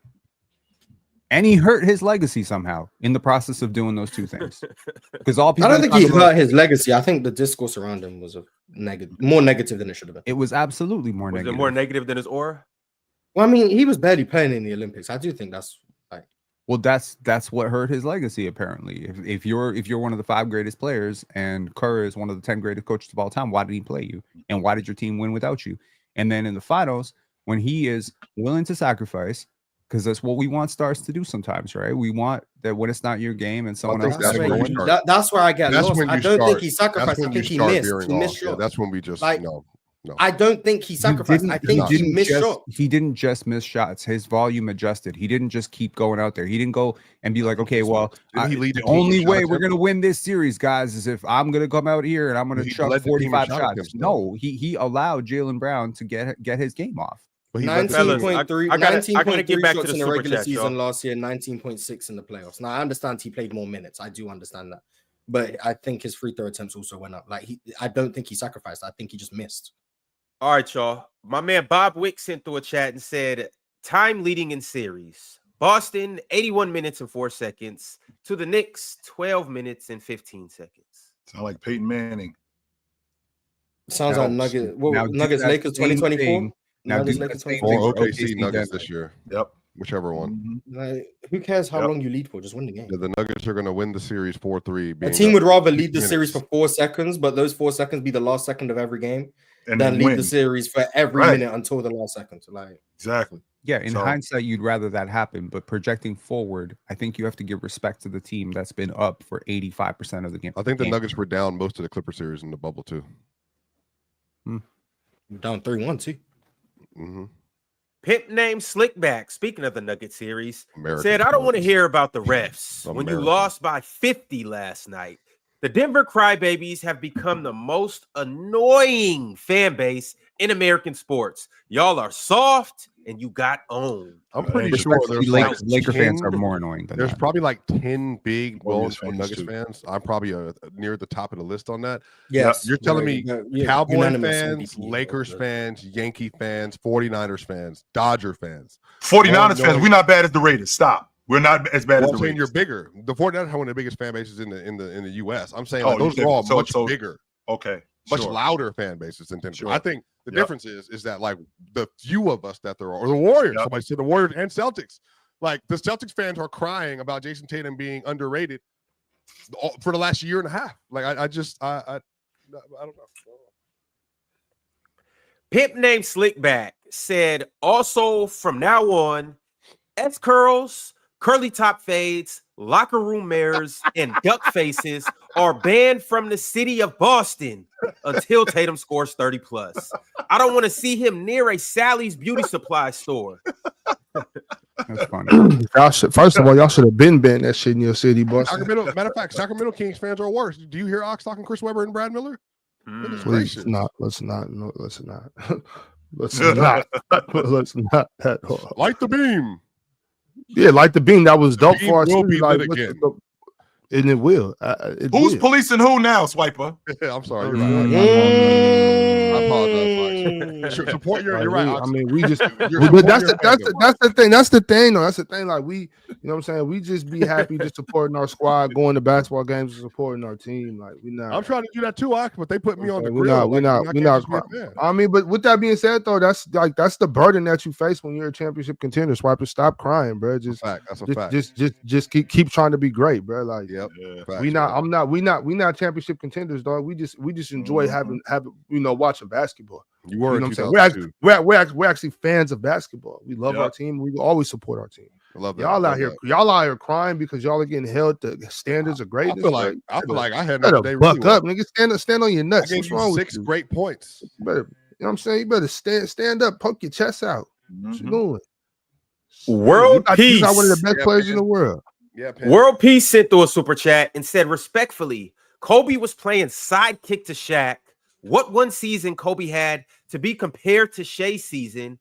You can say 06, but he missed the playoffs. Y'all need to stop looking at name value and start looking at individual. He had one season. First and foremost, he didn't miss the playoffs. Let's start there, Mars. He did not. No, that's where we start and end. People just talk. Yeah. They don't know what. They don't know what you're talking about. He played in the spent $20 to live. Congratulations. He 100% made the playoffs that year. Yes, they did. One season. That was one of the nastiest super chats I ever read up here. Damn. But salute to World Peace. C2 React said if the Celtics lose this series, Chill and Mars, do you think they should go for Giannis? No. In fact, they're going to blow this unit up because of the money. 400. Yeah, they're gonna if you have a chance to go get Giannis, if it's like Jaylen Brown and some picks, go trade for Giannis. I think every franchise should do their due diligence and see what Giannis would cost. Now, if it's too much, then don't do it. No, don't blow up your team for him. But I think even the Wizards, who have no chance of winning, should call up the Bucks and say, "Hey, what's the price on Giannis?" And then probably not do it, but I think it's part of your job description. Go kick the tires. Yeah, go find out what's going on. I think that's your job as a GM is to explore. If they ask me for Keyshawn George, I'm out. I'm not gonna lie to you. Yeah, it might be a bit too much of an asking price. But if they try to give me Kyle Kuzma back, come on, Riddell said, in an honest analysis of the Celtics right now, if they lose two more similar to how they lost already, what is the primary reason to y'all they lost this series? And what does that mean for the future? Primary reason is they couldn't make a three. That'd be the primary reason. Shoot the Knicks were better. All right. Average Joe said, I'm not with the Mandingo logic. Yeah. Couldn't think of another word. Tatum, in theory, should be the better driver, bigger, stronger, etc. But his game doesn't show that consistently. What does the Mandingo logic mean? Yeah. What is Don't that? think about it. No. Well, I know what Mandingos were historically. What's the context there? He's the one who said he's the one who called Jayson Tatum a half breed. So he's saying that he's not. Well, some Mandingos were half breeds though. Quote unquote, like they were mixed people. That was his way of apologizing. That was his way of apologizing. Correct. That was his way of apologizing. But yeah, I think in theory, Jayson Tatum, that guy might be the best in the world. The issue is the theory is not reality. But in theory, Jayson Tatum, where he is one of the best drivers in the sport, and he is one of the 5 best scorers in the sport, and he's the most versatile player in the NBA, and he does all of this playmaking and stuff, and he does all the little things and all the intangibles. In theory, Jayson, and he's shooting 40% on pull-up threes. In theory, Jayson Tatum, that's a great player. The issue is, in theory, Jalen Green is damn near an all-star. The reality is, Mars, wait, is Jayson Tatum the highest tier of Jalen Greens in the NBA? When I heard he's the Michael Jordan of Jalen Green. When someone said, why you allow this shit, Ron? Why you allow this shit? Because you based everything about Tatum in theory. All right, chill. Get out of here, Swiper. Mars, you get out of here too. Actually, Ron, get your. What did I do? Yeah. What is going on here? What is happening right now? Yeah, I bring myself back. Yeah. Okay. What are we doing? The reality is that I think NBA fans in general have a very different leniency when it comes to players who are small. But when you have a player who is 6'9", built, super strong, muscular, you don't extend the same grace. Right. Dwight Howard, Shaquille O'Neal, LeBron James, Jayson Tatum. You look at these guys and you're an average size human. You're 6'10" and you can't get to the rim. You're 6'10" and you can't move that guy. We don't talk that way about Jalen Brunson and Steph Curry, and we never will. And respectfully, we don't talk about that way with Jalen Green either, because he's not exactly that physically imposing type of guy. But we have this sort of fetishization that if a dude is 6'9", they should just be able to do whatever they can or whatever they want at any time. That's the thing. You criticized Anthony Edwards in Game 5 for saying he should have just gone and dunked on the Lakers every play. I criticized that? Yes. I was here because you said he shot too many threes and that he's able to just go to the rim every time and dunk on the Lakers every time. And he's 6'4". So what? All right, y'all. What's your point? I got an empty super chat. Oh no, I was just talking to talk. Sorry, from K-Bird 80. Shout out to K-Bird 80. Reality said Brunson has 7 games of having 40 points. That is insane at his height. Another height fetish. What is one of the best scoring guards in the playoffs outside of small scoring guards? So Steph, him, and Isaiah. Is that a fair? For me, I don't like you 6'3". I'm not putting you in the smalls. Like small is like though, Chris Paul. He ain't 6'3", dog. Steph is 6'3". Yes, he is. So Isaiah, so Brunson, Isaiah, and AI then. Yeah, like that's small. Chris Paul's a small guard. He's not in the scoring. Like they're small guards. I'm like you 6'3", you average point guard height. Like I'm not. That's not a small guard to me. That's just a guard. But Brunson's crazy, bro. All right, y'all. And by the way, I did run a poll. Who's the better player? Not scorer, player. Yep. And Jalen Brunson took 54% of the vote. That poll says who's a better player, but okay. Shout out to Jalen Brunson because maybe he might be entering best in the world talks, depending on who you're talking to. Well, but where you're at, Will said Joe said it was supposed to be for Drew to switch to Brunson, but he chose to go left. So he deviated from the play. Well, I feel like he wasn't confident in the screen that was being set. He thought he was going to get doubled, which is the Kawhi thing. I think he thought he was afraid he was going to get doubled and then had to pass the ball out. So then he went the opposite way. So isn't that when he rejected the screen? The last play. He's saying they overplayed the screen, so he just rejected it. That's just basketball. Yeah. Well, he's saying Mazzulla said like he was supposed to go one way. And then yeah, because he watches basketball on a spreadsheet. Jalen Brunson plays like a human. You overplay the screen. I'm not going to still take the screen. No, I'm a Pastor James in a minute. Tank Jones said, wishing a good morning to the panel and Mr. I'm gonna be unbearable town. Thanks for the super chat, brother. I think today was more civil than it was yesterday. Surprisingly so, it was. Shout out to yesterday and shout out to today. And shout out to everybody that's liked the video. And also shout out to our Hall of Famers, Teddy Hart, Multi Kenny, Jason Grills, Worldwide Mace TV, Cheese, and Minor. Salute to them. Your guy, Boss Man, sent through a members chat and said, don't let Swiper trash talk Tatum too hard. His boy has 6 field goals made, 6 turnovers, 6 fouls. What a performance from the best in the world. Has had more bad/mediocre games than good ones. He does have 11 fouls. He does have 11 fouls in 2 games. Which he's kind of cooking, Swiper. Kind of. I mean, yeah. If the conversation was about just this playoff, but the conversation was about the last 5 years in the playoffs, and that's where it started. So right. But that's that conversation. But this conversation is about last. I think he's been mid in this playoffs. I don't think he's been mid in this playoffs. This conversation is about these playoffs. This isn't about what happened last year. Well, I mean, there's no one else to compare him to. The other best in the world combo dude is currently out the playoffs. So I mean, what do you got to compare him to? Why? What's up with this comparison? Well, because that's what he said, best in the world. So I'm saying, you always watching the Joneses, but stop watching the Joneses. Stop watching the Joneses, Swiper. Keep your eyes in your yard. The Joneses. Stop looking over the hedges, man. Stop looking over the hedges, bro. Ray B. Also, shout out my man Dookie Baylocks in the chat. But Ray B said top 5 trash NBA fan bases: Knicks, Celtics, Lakers, Warriors, and 76ers. Do you guys agree? I will say take the Sixers. Take the Sixers out and put the no. Keep them in. Take the Sixers out. You have a in there. Put the Nuggets in there. No, I have heard the Nuggets need to be in there. Swiper has proven to me that how delusional Nuggets fans are. The media people have complained the most about 76ers fans by far. They say that's because the media not hard enough. Swiper, that's why they're not hard enough. A bunch of suckers. Been the MVP conversation because of Sixers fans. I have been told that by several people. From my experience, the worst fan base is Celtics fans. From my experience, for sure. They're the only like if I calculate like the amount of death threats I've got, Celtics are like 82% of them. So yeah, they work. Mars, we're gonna kill you. You suck. Shout out to the leader of the Celtics gang too. He goes by the name of Jack Cody. We'll be seeing you soon when Boston makes a comeback. I thought you were going to say Bill Russell would agree with you. Russell. By the way, yeah. They pooped in his bed.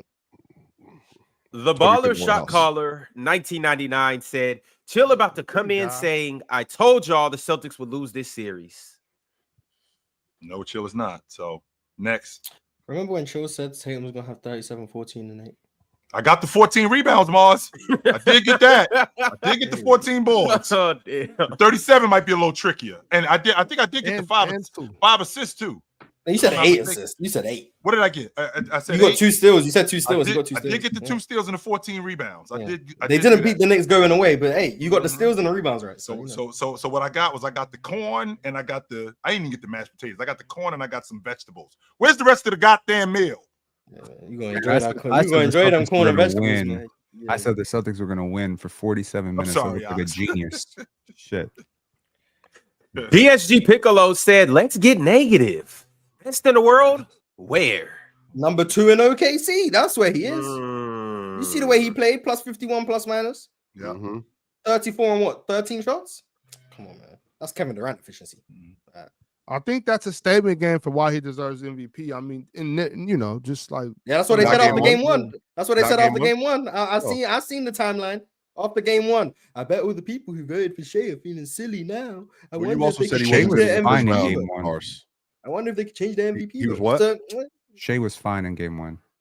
He Well, I wasn't, think it just he wasn't depends on great. He perspective. wasn't MVP. He was fine. mid. He was mid for Shea standards. It wasn't But MVP. game It 2 wasn't MVP standard. But you know what's Game- crazy? Like y'all want to talk about like how Shea didn't have this great series against Memphis, and yet if Tatum had an identical series, or Jalen Brunson had an identical series, y'all be calling that a good series. No, I would not. Latest White. Peace. All right, y'all. DQ said, "OG, I'm a Pacers fan, but I'm down to go whoop everybody's ass on the Celtics with you." MTHJ301 said, "Maybe Kerr was right for what he did to Tatum in the Olympics. And by the way, ... Warriors." So he's Steve Kerr, no ball. Yep. Dub Nation said, "Floor seats, TDE Garden with my tool in the fourth quarter yelling, 'What the F?' Tatum on." They should replace the lyric. They should replace Batum with Tatum because Batum be hooping. Aliu Kamara said, "Jaylen Brown, Nino Brown, meet the Browns, Knicks in 4. Yo, that's the best one, bro. Meet the Browns is heat. Hey, who sent that? Who sent that, Ron?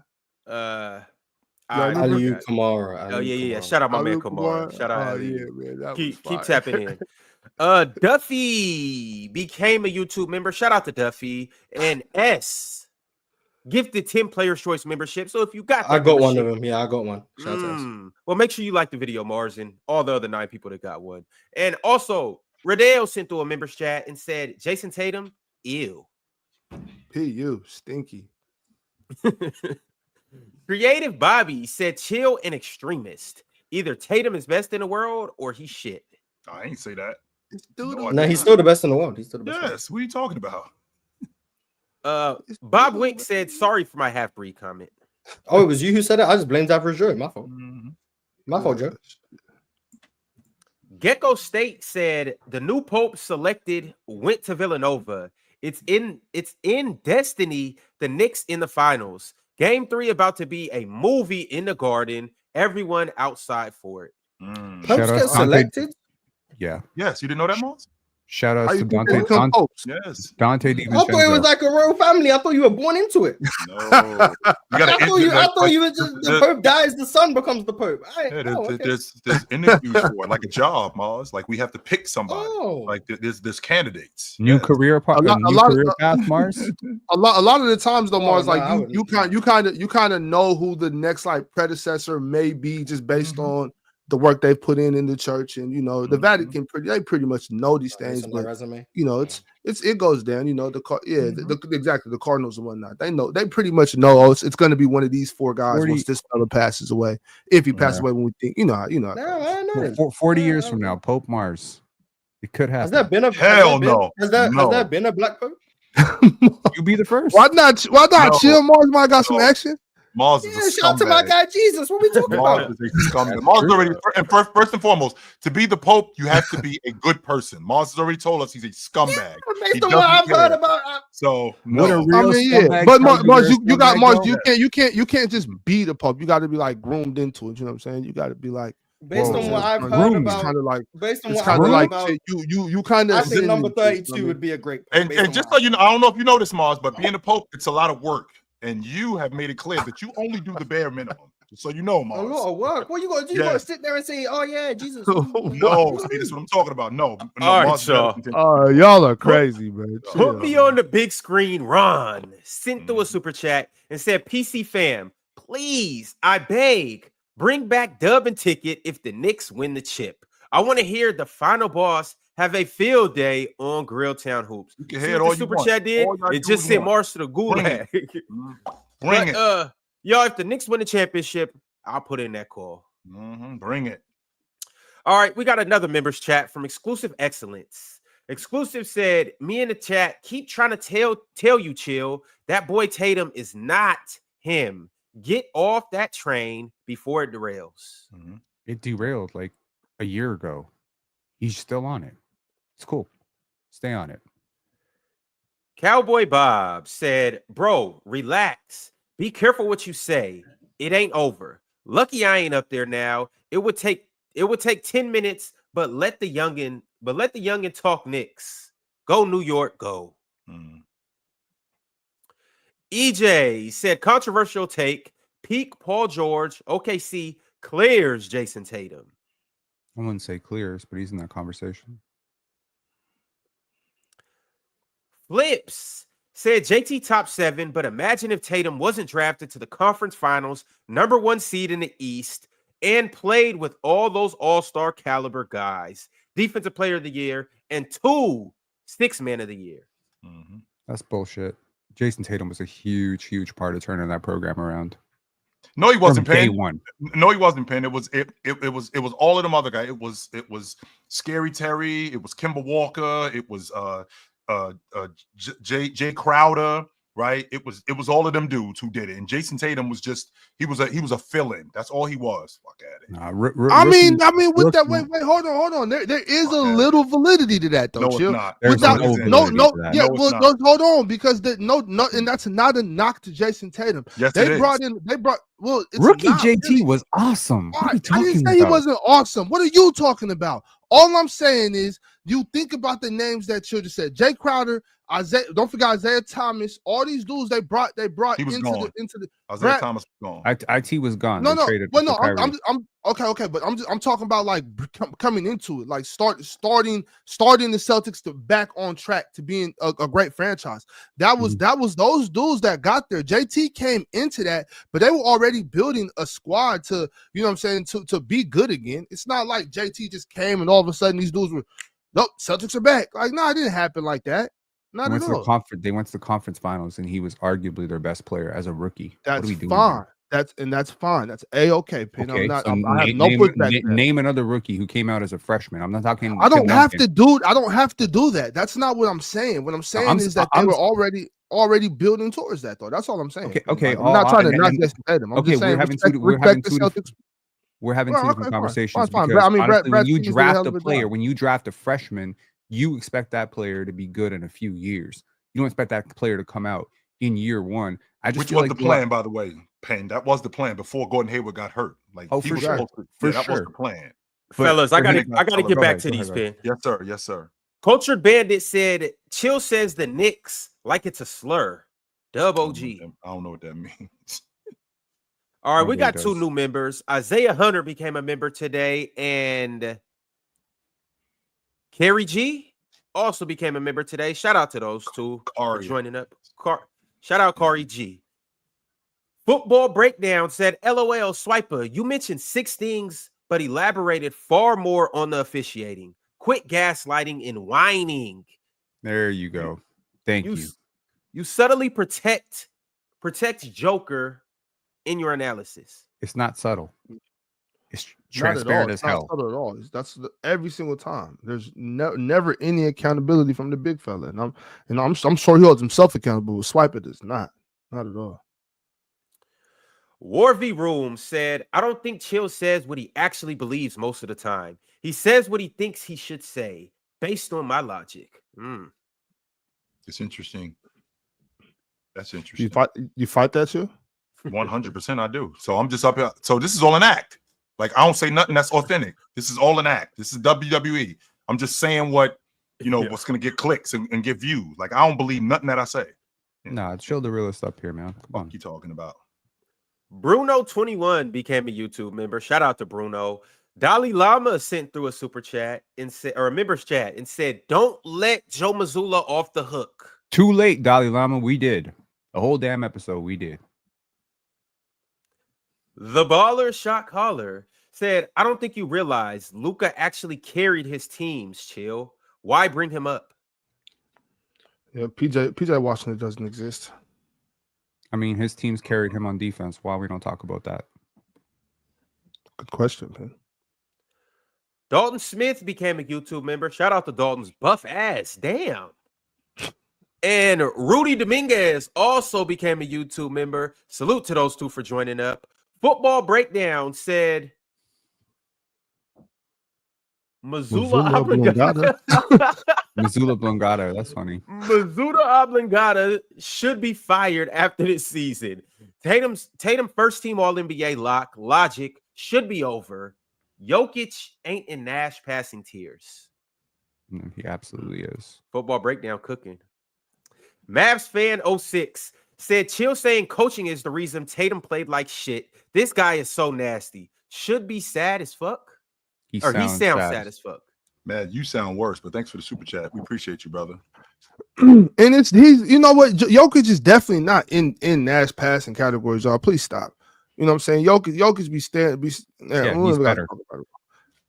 It's not even the same level at all. Like not even. Yeah, he's right. not even in the same tier. He's not even in the same. It doesn't matter how tall he is. He's not in the same tier. You doing that big thing that you said don't do earlier. Steve Nash passed. You're proving your point, Penn. Size does matter. So there you go. Steve Nash passing in the open court. Steve Nash passing all over the court. Jokic at the nail top. He's stagnant passing out of double teams and all that. Jokic never passes in transition. Steve Nash. I mean nothing. Yeah, I mean you do it. You do it every once in a while. That doesn't mean that you know what I'm saying. Penn, come on, you know what I'm talking about. Those outlet alley oops, they don't happen. Those quick hitters, they don't happen. Those inbound passes where he's when it comes to that, he's not even in Kevin Love level when it comes to that. It's not the same. It's not the same opinion. You know it. Okay. LeVar B. Ballin said, "Chill finally telling the truth about Tatum. Jokic's angles. How about that record-breaking rim protection from your Lord and Savior Cone?" Jokic's angels, not angles. Oops. We got another super chat from Andrew Coleman. He said, "Ron, you a L host for not reading my super chat, goof." Ron basically been doing autocorrect up here, so that's pretty impressive. Just did your super chat, but all right. Power 501.105 said, "I love my Knicks, but can we talk about how MSG is their weakness? The lights be so bright for both teams, and the Knicks love to Knicks." It's not a home court advantage. DSG Piccolo said, "They saying JT the LeBron James of Paul George's. How y'all feel about that?" That's funny. LeBron James and Jalen Greens is more along the lines, but either or. HLS and G said, "Speaking of who's better, Brad Miller, Chris Kaman, Andrew Bogut. Who y'all got?" Andrew Bogut. I like Chris Kaman. Brad Miller. Damn. Three different answers. Drink More Water said, "How many playoff injuries do you have to have before you are considered injury prone? Because at this point, what playoffs was Steph not hurt in?" I mean, teams get away with murder against them. I think that matters. Drink More Water said, "I thought the Celtics floor was the NBA Finals. Why are you now off the Celtics after going down 2-0? Keep that same belief you showed before the playoffs, chill." Drink more water. New information. YRN Chark sent through a super chat and said the Knicks roster is what the Clippers roster was meant to be to the Lakers in 2020, but the Knicks actually got to play Boston.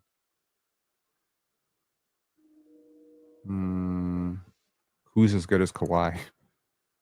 Nobody. No, I think he meant it was built to beat that team, but now the Knicks got a shot, but the Clippers didn't get a shot. Well, Minnesota was built to beat Denver last year, and they did. So, interesting. Average Joe said Tatum should have done what he's most comfortable with. Sidestep 3 for the game. Who cares if he only needed 2? That's actually a good point. That's a good point. I feel like he overthought it for a second, and then he realized what his jump shooting was like, and he's just like, "No, I'm going to do something else." No, you got to go with your instincts.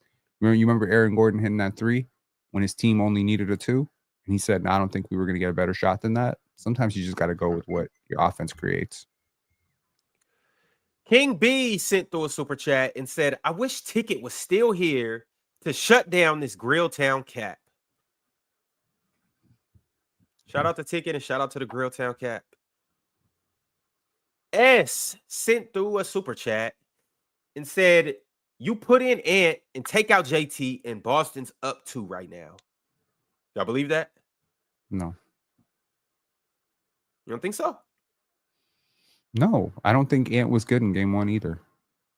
He wasn't. All right. And I don't think Ant's better than JT either. So I don't think that's what he was insinuating. I just think he said if you put in Ant, they get it done. And I agree with him. Yeah. So they're up 2-0 with Ant. It's at least 1-1. No, they're up 2-0. They're not giving they're not chopping. Ant's not. Yes, they're up 2-0. You see how Ant just played? You see how Ant played game 1 though, right? Yeah. Yo, and you know JT's a better defender. No, but here's the thing though. Here's the thing. And y'all might disagree. I don't think Ant played bad in game 1. I think he played bad for a half in game 1. That's true. Second half, Ant had 22 points and was getting busy. That's true. They not finna go on a 22 run and Ant just sit around and at least not get to the hoop a couple times. Yeah, that was my problem with the first quarter, though. I mean, first half. He had 2 points. I'm like, you didn't even get to the free throw line 5 times. You know what I'm saying? You could have shot 5 free throws. You got some contact. It just was the lack of aggression. All right, I got another members chat from Ridgematic. Ridgematic said, "Hey, yo, chill. I ain't gonna let them jump you, big bro." Did we jump Chill today? They tried. Chat, did Chill get jumped? Is he leaving purple and bruised up? Let me know. Almighty Scambo sent through a super chat and said, "Tatum is mid, but the series ain't over. Just relax." Common sense prevails. Scambo don't know what he's talking about. They're going back to Boston down 3-1. Average Joe with another super chat. He said, "Random but curious. Houston fans, would you trade Jalen Green and Amin Thompson for Jayson Tatum?" No Houston fans up here, but I don't think they would. Y'all wouldn't do that? I mean, I don't know who the Houston fan up here is, but I don't think they would trade Amin Thompson for Jayson Tatum. They're really high on him. I heard some Houston fans upset about Amin Thompson for Giannis. So 7 gram swish said, "Swiper, you literally had them losing first round." Thank you. In 6. Straw Hat Sale said, "Tatum did play well against us, but we don't have a great wing defender outside of Franz. Corey and Wendell were getting fried. Paulo was solid. Jonathan Isaac don't play." There you have it. That's why Tatum got busy. 7 gram swish with another super chat said, "How can you rep your city, then pick against them? That makes 0 sense. Laughing my ass off." Some people paying attention. I never seen Ox pick against Sacramento in a series. Have you? I mean, there was only that one series. Have you, Big Ox? Yeah, I mean, I've definitely said there were teams that we weren't going to beat. Like when we played against the Pelicans that time, I was like, we lost, you know. Remember, I was ducking the Pelicans. That's just irrational. You can't just be a fan of a team and be like, oh, I can't pick against them because I'm a fan. That's like the time you can't have faith. That's like the time when you forfeited the PCL because you refused to argue against Jokic. Like, it's not even reasonable. I'm gonna cut off my nose to spite my face. No, hell no. Like, it's crazy. We got a super chat from Cujo. Cujo said, if we're not going to do the Kobe and Curry comparison, then Chill needs to let go of the SGA and Tatum scoring gap bullshit. It's still all love, though, Chill. Yo, what's good, Dre? Yo, fellas. Try to tell y'all, man. Try to tell us what? I try to tell y'all, man. Yo, where everybody go, man? Where everybody go, man? I guess they don't got much to say now. It's a nice hat. I mean, yo. Can we see the hat? 99. It's been 20 years. It's been more than that. Latrell Sprewell, shout out. Allen Houston, shout out. Marcus Camby, shout out. I love that team. Yo, listen, I just don't get why we can't just respect the Knicks. I just don't understand why we can't respect the Knicks. I really don't get it. I don't get it. And yo, I'm coming out of character. This is usually not me, but if you're a diehard Knicks fan, this is how you feeling today. You know what I'm saying? Like, I don't know what's going on in Boston. I don't know what water they're drinking, but the Knicks are cooking right now. The Knicks are cooking. They cooking. They doubted us. We up 2-0, bro. It's so crazy in New York right now. Y'all don't even understand. Y'all don't understand how crazy. Did you pick the Knicks to win the series before the series? What did I say, fellas? Tell them. I don't remember. Fellas, tell them. Ron, you remember? He said, "Don't doubt the Knicks." I said Knicks 6 or 7. I told these guys. I told these guys 6 or 7. Knicks is 6 or 7. Didn't I say that, fellas? This is great because we have another example of a gentleman coming up here representing his city and standing on business for his city. Nice. Yo, Dre, swipers. Take notes. So what is it now, Dre? Yo, so look, like what did I tell you? You asked me this before I even came on this show, right? You asked me who I got. I said Knicks in 6 or 7. I said Boston is a good team. They the defending champs. The Knicks got to take one game at a time, and that's what they've done. They've kept this thing close. Yeah, this got out of hand, but they brought it back and kept it close, right? So as long as the Knicks keep doing what they got to do, bro, they should win this series.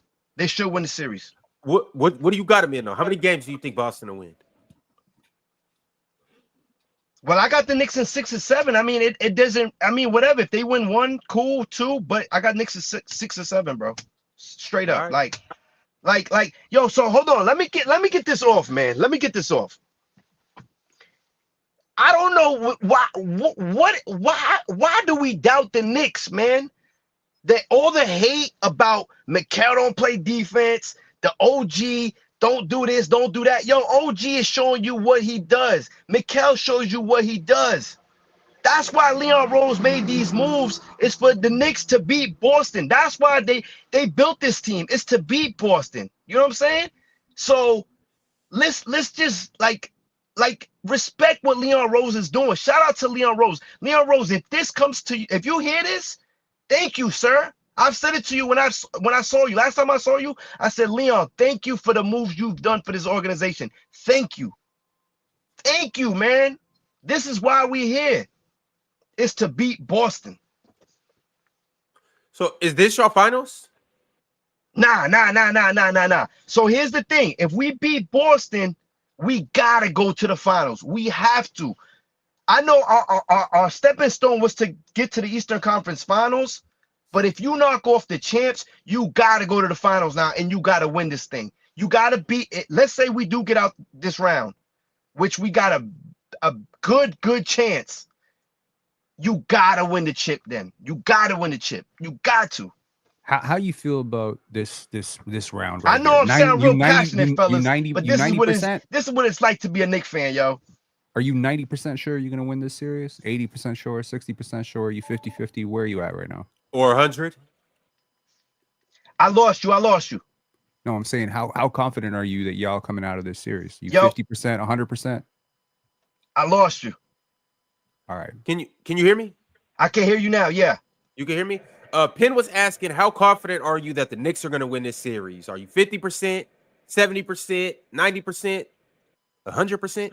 That's a great question. I think I'm standing on like, damn, man, they're the champs, bro. They're the champs. I would say like around 70. 70. All right. For sure. Is there anything else that you need to tell the world about what's going on in New York right now? Yeah, man. I think we got to give some respect to the Knicks, man. Like, look, yo, stop all the doubt, all the media. Stop the doubt. Just please put some respect on this team, man. Like, yo, we here. This is what this team got built for. It's to beat Boston, to go win a chip.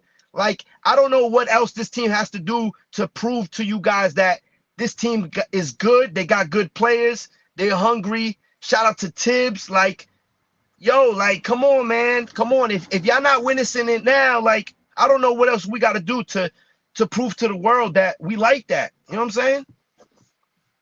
I got you, man. Knicks in 6. Actually, Knicks in 5. Take the jersey off, Ron. You've been convinced. Oh, my God. Listen, let me tell you something. I don't know. I wish Chill was here because you know what? I've been tapping in with Chill on TikTok for the last year. And all I hear is this Tatum guy, Tatum this, Tatum that, Boston this, Boston that. Yo, Chill, you're out of your mind, bro. Goofy ass old man. But all right, Dre, I gotta get back to these super chats. It was a pleasure to have you up here. Dre, you know what's gonna happen next week. Obviously, one team's gonna win and one team's gonna lose. So we're gonna tap in with you to see what your temperature's like next week and what it's looking like in New York. Yo, fellas, it's a big day in New York. We taking this in. We just taking it in, man. Fellas, thank you for having me. Y'all keep killing it. I love what y'all do, man. Keep killing it. Yes, sir. We're gonna tap in with you soon. Love, salute. All right. Oh man, hey, I sure do hope New York win because it was a lot of parading today. All right, Average Joe said Knicks beating the Celtics to lose to the Pacers in the Eastern Conference Finals will be the most Knicks thing ever. Y'all know that's what's about to happen, right? I don't think the Knicks are coming out of this round. I'm sorry to tell you. You don't? No. I know I said either Knicks in 6 or Boston in 7, but I'm leaning majorly Boston in 7. Yeah.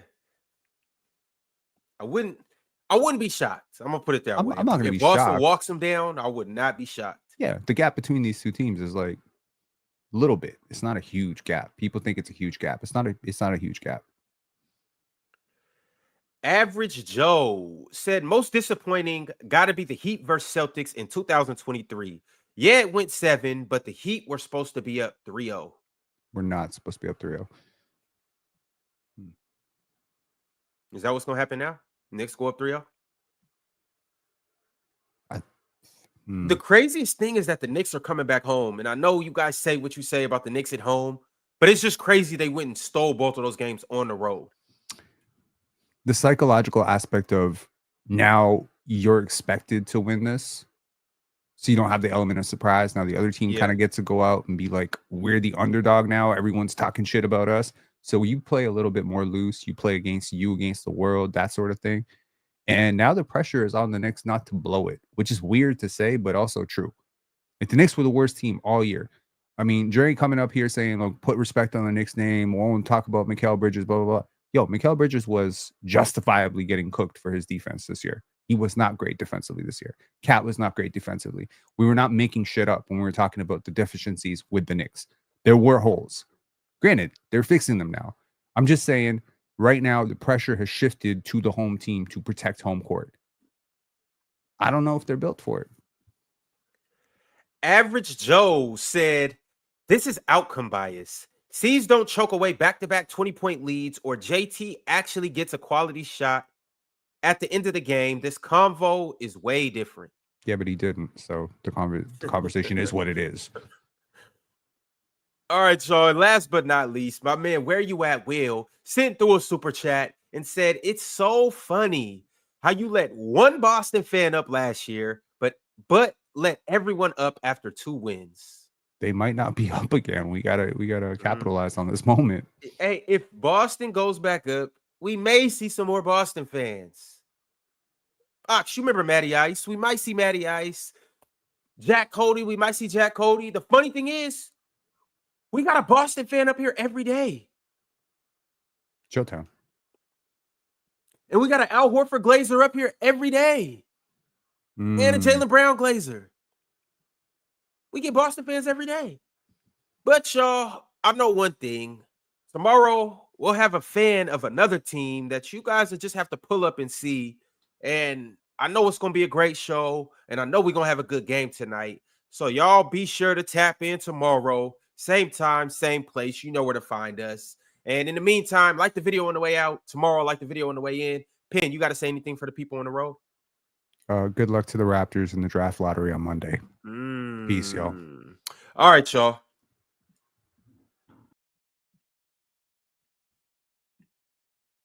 Go New York, go.